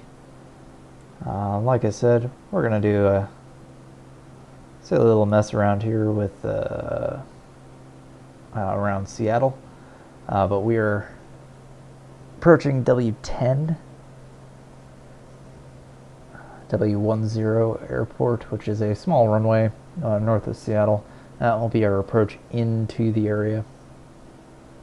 And then we will request landing once we have a little bit of fun around the city. So we'll check out the Space Needle, we'll check out a few of the other buildings you can see around there. There's that Frank Gehry thing that's right by the Space Needle. It's pretty neat, kind of weird if you don't know who Frank Gehry is. He is a Canadian architect, Canadian and American, very famous for doing what they call deconstructivism, though he kind of abandons that because he's a hoity-toity fella. I actually met the guy once. Actually, very nice fella. But he doesn't like the term deconstructivism. He kind of just has his own style, and he's got these very weird buildings that are very strange shapes, and particularly back in the 80s and 90s when he started really developing this style, that was really the early era of digital design in buildings. So his style are these really weird, strange, swooping forms. So if you've seen the Disney Concert Hall in Los Angeles, or you've seen the what's the Guggenheim in Spain? What city is that in? Let's see, Spain. Oh, Bilbao. I think that's how it's pronounced. Basically, he uses sheet. At least in the case of the Disney Concert Hall and a few other of his buildings, he uses stainless steel for the skin, for all these individual panels that are actually slightly different in size, so it's really a pain in the butt. But what was even more a pain in the butt is the Bilbao one was done in titanium, which is ridiculous.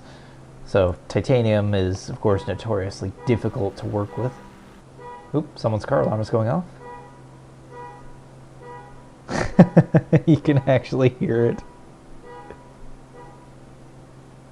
Thank you for turning off your alarm, sir.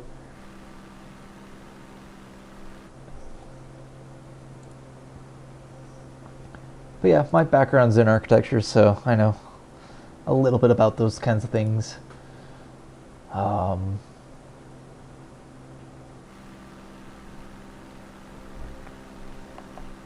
But Frank Gehry, you know, he'll get crap for from some of the architecture community, where, you know, just compare it to a wrinkly piece of aluminum foil, which, you know, in some cases it kind of looks that way. His thing in Chicago, which is that Millennium Park, I think is what it's called, kind of looks that way too. But, you know, the fact that he can actually rationalize it, get it built, and still be these strange shapes, but fully realize it in digital drawings, yeah, it's pretty impressive. Especially for doing that back in the 90s and the 80s, when he's really started developing this style. So we will definitely check that out.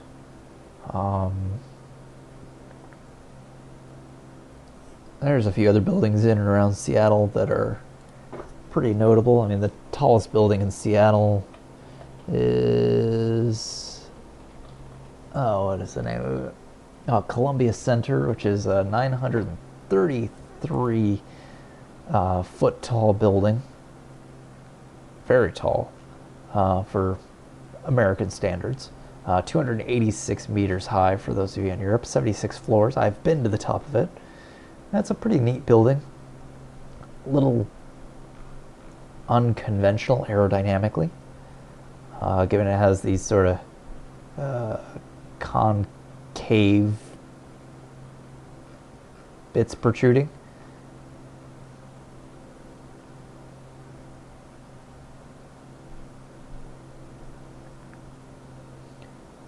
But downtown Seattle, it's quite pretty from the air. I'm certain it is not so pleasant on the ground.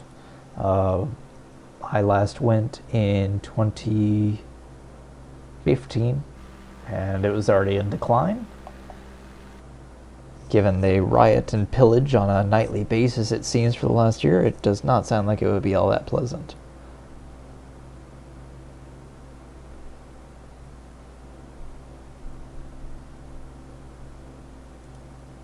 Ah, good, Mikey. I'm glad you're enjoying the flight, sir.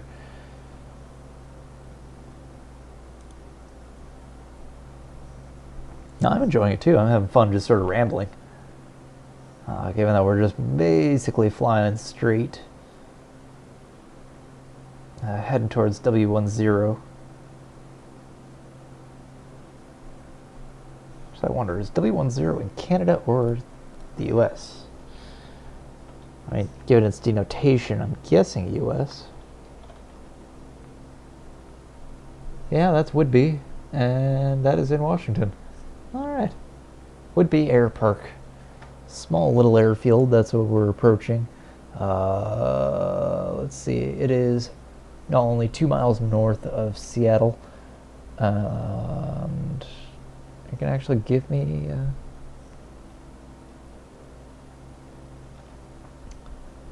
No, it doesn't look like it's going to give me the indication of the length of the runway. That's unfortunate.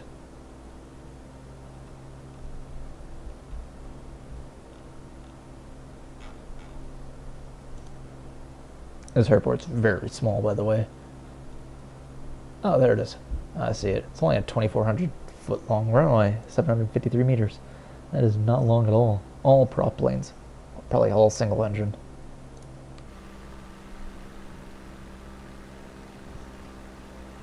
So we're now going above Puget Sound. Puget Sound is the basically water inlet into Seattle. Lovely bit of water there. And Puget is also the name of the computer that I have at work. Not the self-built one that I have beside me now, but the monster that I have at work that I do all my professional work with and rendering. It is a lovely computer, Puget Systems. They are a fantastic company. If you're ever in the need of a proper professional computer and it's expertly built, tested to what you need, they're just brilliant, and the machine is gorgeous. They have a beautiful case to it, very simple, very elegant, no frills, and thing breathes beautifully.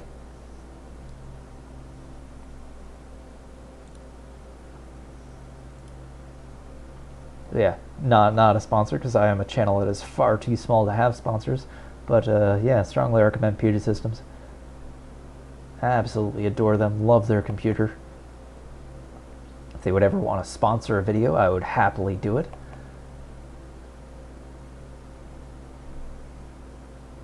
Because they get raving recommendations from me. I mean, their computer outclasses mine here, and I mean, you see what it's doing. I'm getting very little frame drops. Typically this thing hovers at around 100 frames per second when I'm doing normal flights, so that's pretty nice. So we're coming around Whidbey. We're going to adjust my heading, and I'm going to actually start lowering my altitude. Let's see here. We're going to lower it down to 2,600 feet.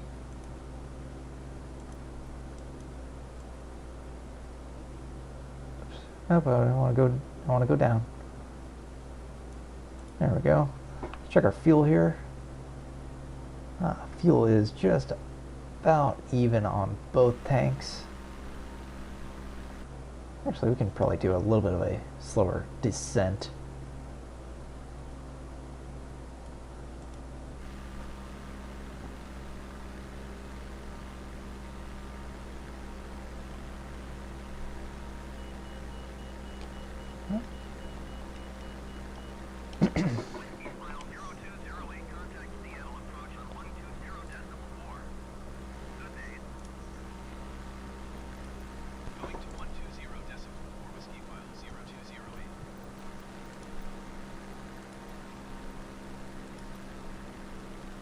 Oh, so you know that.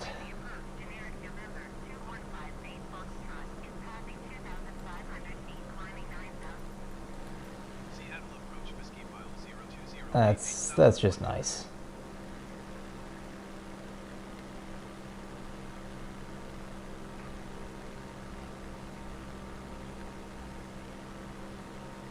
Oh, that's cool. I don't care. I don't use text to speech anyways.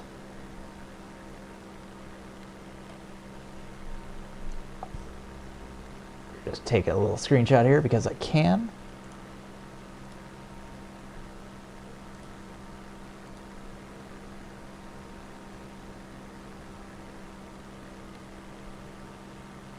Oh, that's nice, Doug. I appreciate the heads up where Black Friday deals for PSN Plus is at 33% off. If you need to renew or extend.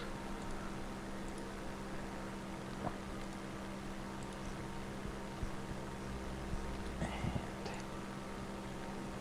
posting those onto Discord here. We're going to come back into the cockpit and make sure. Seattle approach Whiskyfile 0208. Request clearance to transition Bravo airspace. Whiskyfile 0208 Seattle approach. Cleared through the Bravo airspace. Now, in case you're wondering, Bravo airspace, it's just Airspace Whiskyfile 0208. given that I am flying by an airport, there's a little bit more traffic in the area, as you can kind of see by the GPS down there. There's Alpha, Bravo, and Charlie airspaces. So what this will do is, basically just allows me to fly in there. They're tracking me and make sure that I don't collide with anything as I fly like an idiot through Seattle.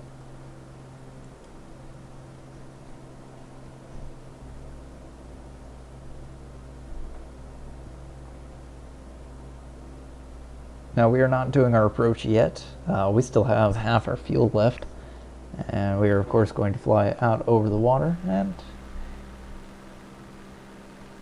enjoy our approach into Seattle. So we're gonna take a look at the city. It's gonna be nice. ASA 7, I wonder what they are.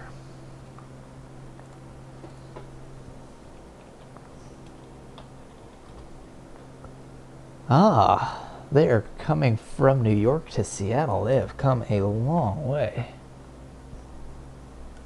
That is Alaska.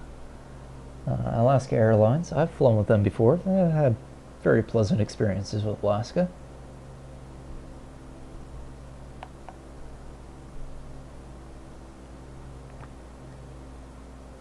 Oh, they depart actually a little bit early. They're actually coming in a little early. Look at them. Because they were slated to come in at 10:53 and they're coming in at 10:37. It's actually saying it arrived according to Google. Pretty sure it hasn't. I can see it. It's right there.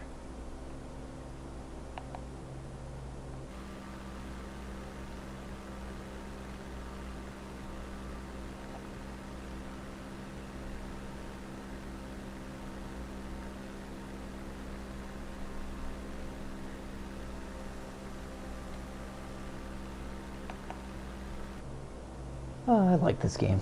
It is so pretty. Love the clouds and everything, because I remember, this is 18, 19 years ago when I played the Flight Simulator out of 2002. So I guess 18 years ago. Cloud pixels were huge. It was very silly. Actually kind of looked,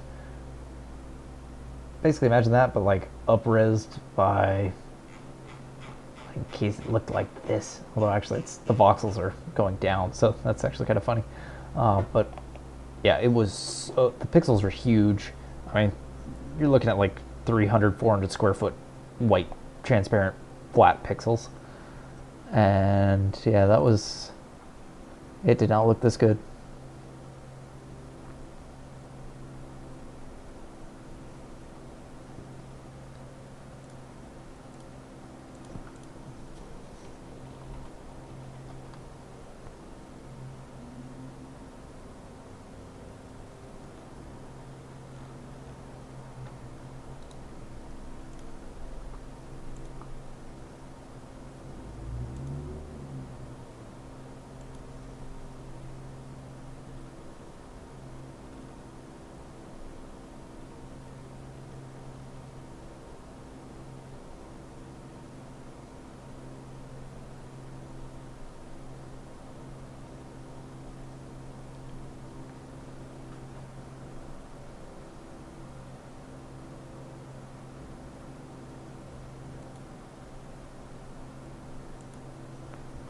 Ooh, now we're going into a bit of the clouds here.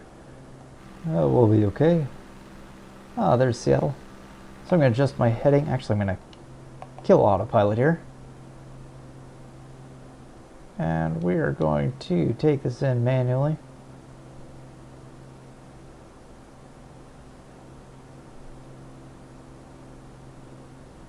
Nice and gentle though.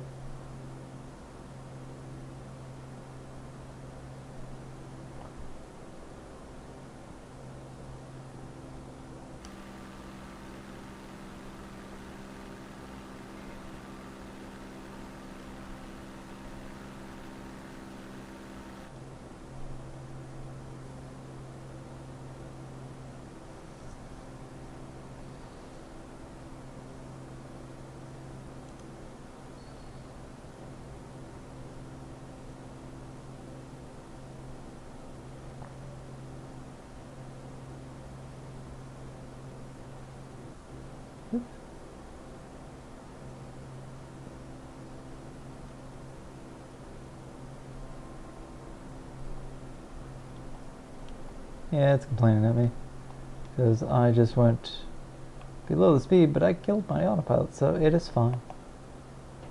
Doesn't like that I am going below the altitude that I had originally set, but that's okay. So I want to check out Seattle.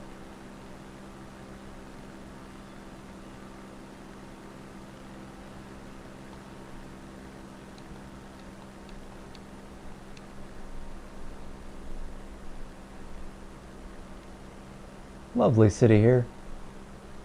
So here is the Space Needle right here. That's the Frank Gehry thing that I was talking about. So we're gonna have a little bit of fun flying around here. This is violating all the FAA rules, but we don't care about that.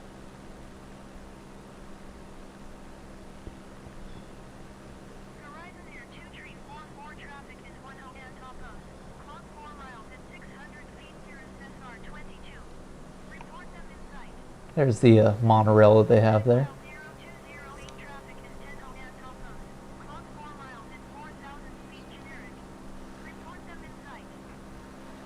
Yeah, they're probably in sight. I think I probably saw them. Yeah, I see everything in there. Oops.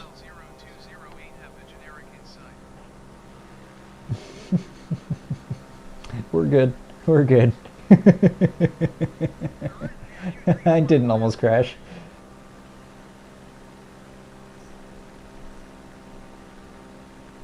So that's the approach into SeaTac. So that's the reason why, one, we're as low as we are, and two, flying around here is safe because they won't be flying this close to buildings or anything. Got a cruise ship docked here. That's nice. It's a big ship. Titanic ain't got nothing on that thing. So this black tower here, this guy here, that's Olympic Tower. Or, not Olympic, Columbia Tower. You see what I mean by the concave thing?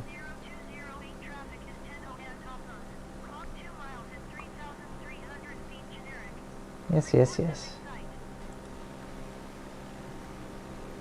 Whiskyfile 0208 traffic inside.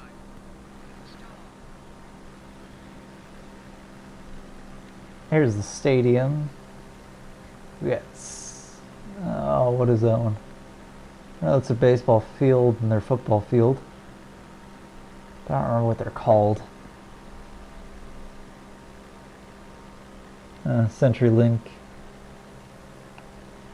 Very cool. But here's Columbia. So you see what I mean by the concave thing? It's not very conducive to aerodynamics of towers, but hey, that is what it is.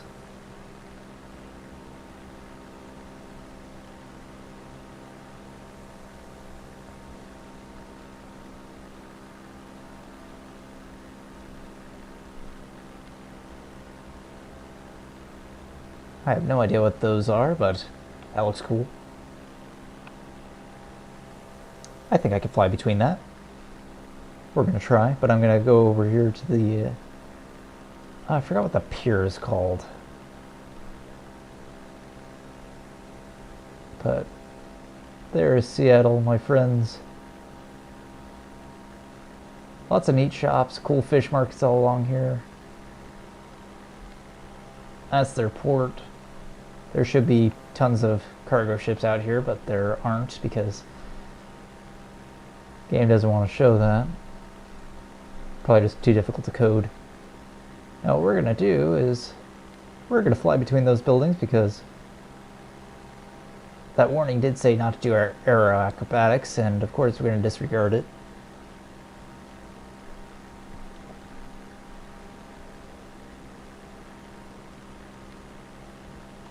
Oop, we're overspeeding a little bit.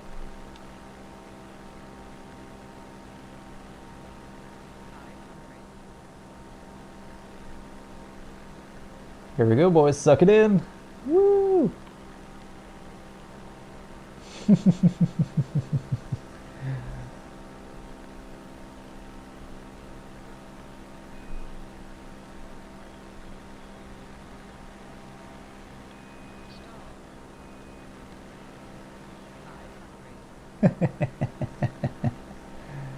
That's fun.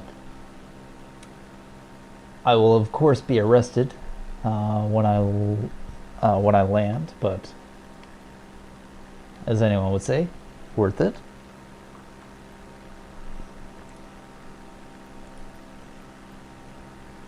Alrighty, we are now going to come out here over Puget Sound. We're gonna re-engage our autopilot just so that way we have that. I'm going to put this into level flight.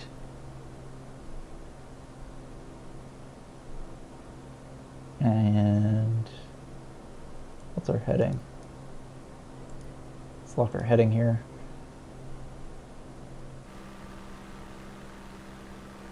So we're going to stay at about 2,000 feet just to stay below things while I contact SeaTac here.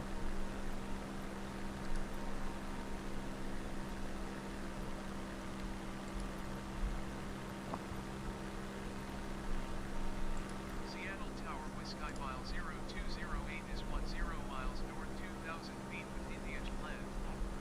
Horizon Air 2417 exit runway when able. Whiskyfile 0208 Seattle Tower. Altimeter tree 0.52 phoneme alphabet equals X Microsoft UPS PH equals WIHND wind slash phoneme 115 at 5. Make straight and runway 16 left. Horizon Air 2549 return next taxiway. Make straight and runway 16 left, Whiskyfile 0208. Come on. Horizon Air 2417 turn next taxiway.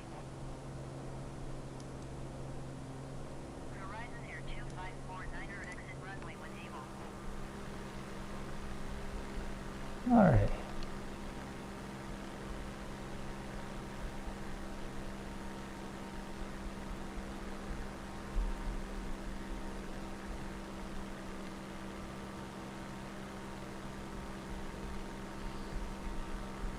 Now it's saying to land on 16 left. We're going to actually... Horizon Air Oops. 2417 turn next taxiway. Horizon Air 2417 contact ground on 121.7. Horizon Air 2549 return next taxiway. Alaska Let's get 52 that just a little bit of nose here. We're going to run on 16 right, actually. Going around Alaska 525. Alaska 525 contact approach on 125.6. Good day. 121.7 Horizon Air 2417. Horizon Air 2549 return next taxiway.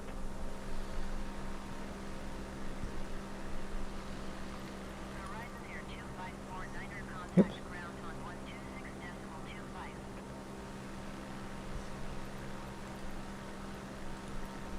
Alaska 525. Alaska, please, let me...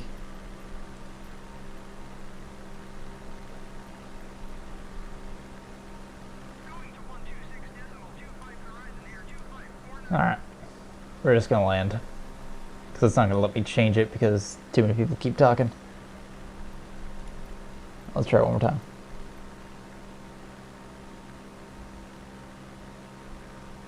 Nope. Alright.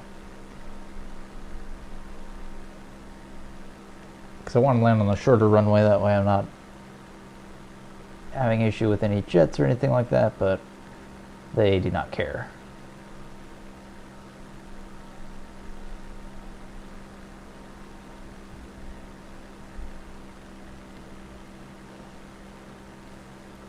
Seattle Tower, Whiskyfile 0208. Oh, there it goes. Runway 16 right.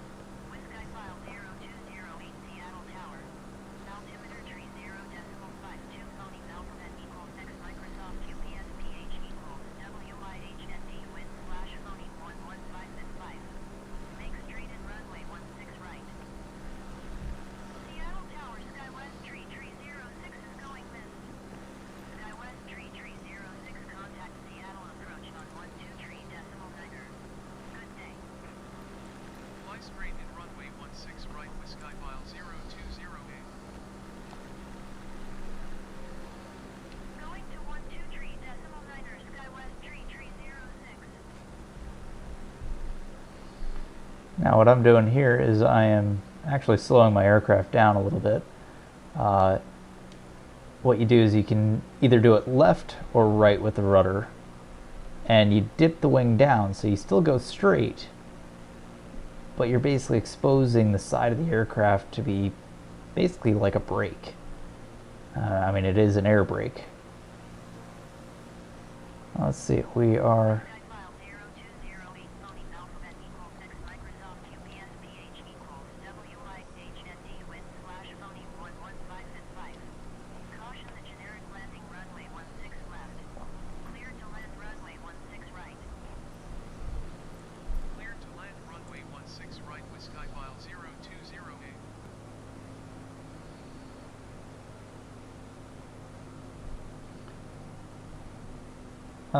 that is terrifying. Should not have approved that.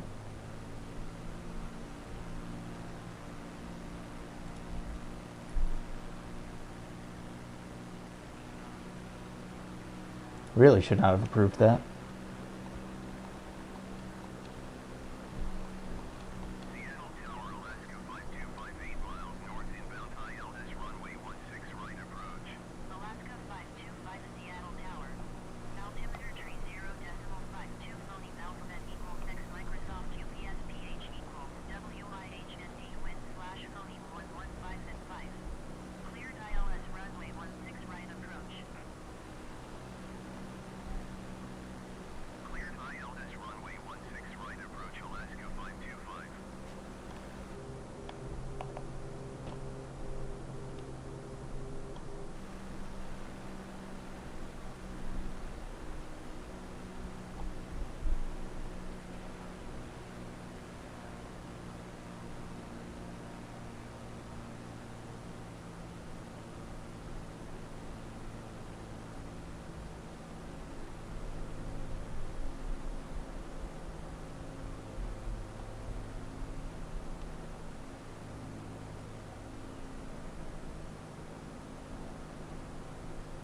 Now we are flying basically into a cloud, which is a little bit scary, but not much we can do, but we know our approach. I should actually probably turn that to...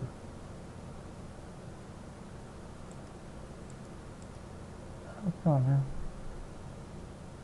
Oh no. Oh, it does not like that.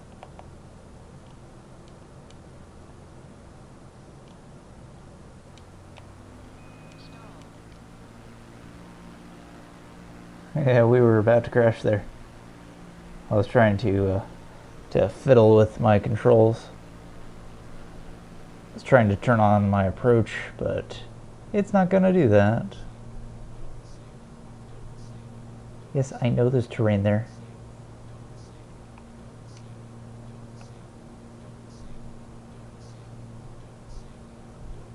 Alright, let's see if we can do this. Approach mode is on.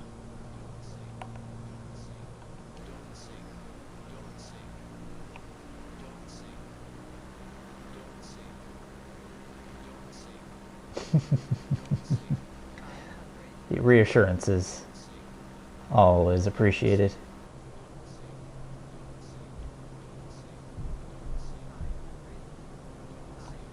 Yeah, we're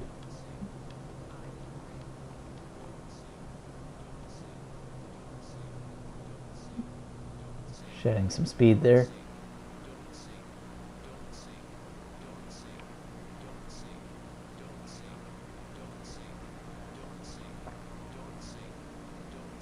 There we go.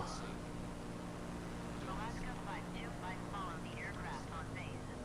Phoneme alphabet equals X Microsoft UPS PH equals WIHND wind slash phoneme com clear to land runway 16 right.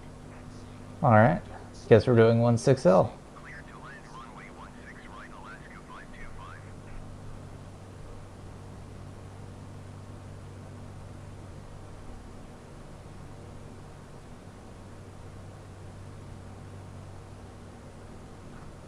Whiskyfile 0208, contact ground on 126.25.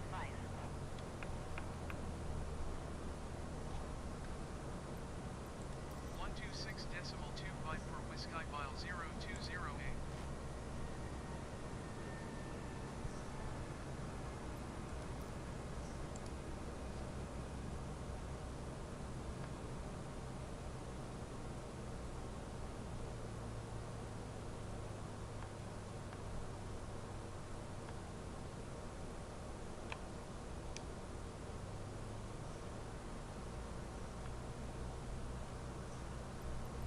Ground Whiskyfile 0208, taxi to the gate. Whiskyfile 0208, taxi to gate Delta 8 using taxiway Kilo Bravo.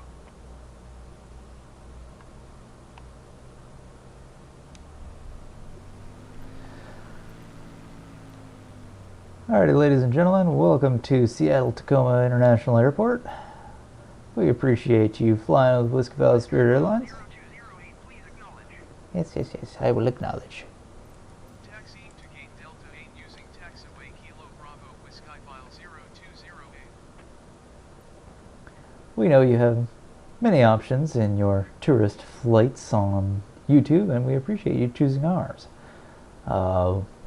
Baggage will be in the... Whiskyfile 0208, hold position, caution other traffic. We will be... Air 2549er, Oop. hold position, caution other traffic. Whiskyfile 0208, continue taxi. Roger Whiskyfile 0208. We appreciate... Air 2549er, continue taxi. Whiskyfile 0208, hold position, caution other traffic. Hold position Whiskyfile 0208. Man, cars. No. 0208, continue taxi. Roger, Horizon Air 2549er. Oop. Roger Whiskyfile 0208. Whiskyfile 0208, hold position, caution other traffic. Whiskyfile 0208, continue taxi. It's never gonna let me go. Whiskyfile 0208. My turn.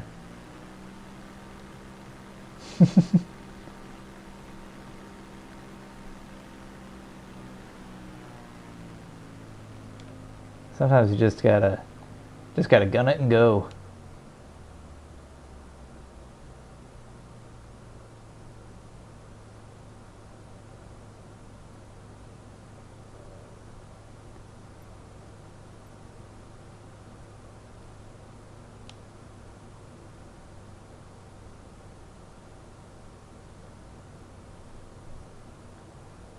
Nice WestJet livery of an, I believe that's a Airbus A320.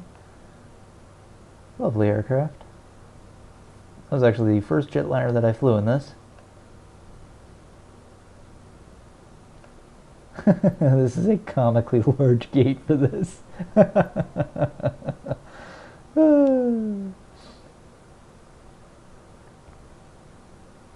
That tug is bigger than my plane.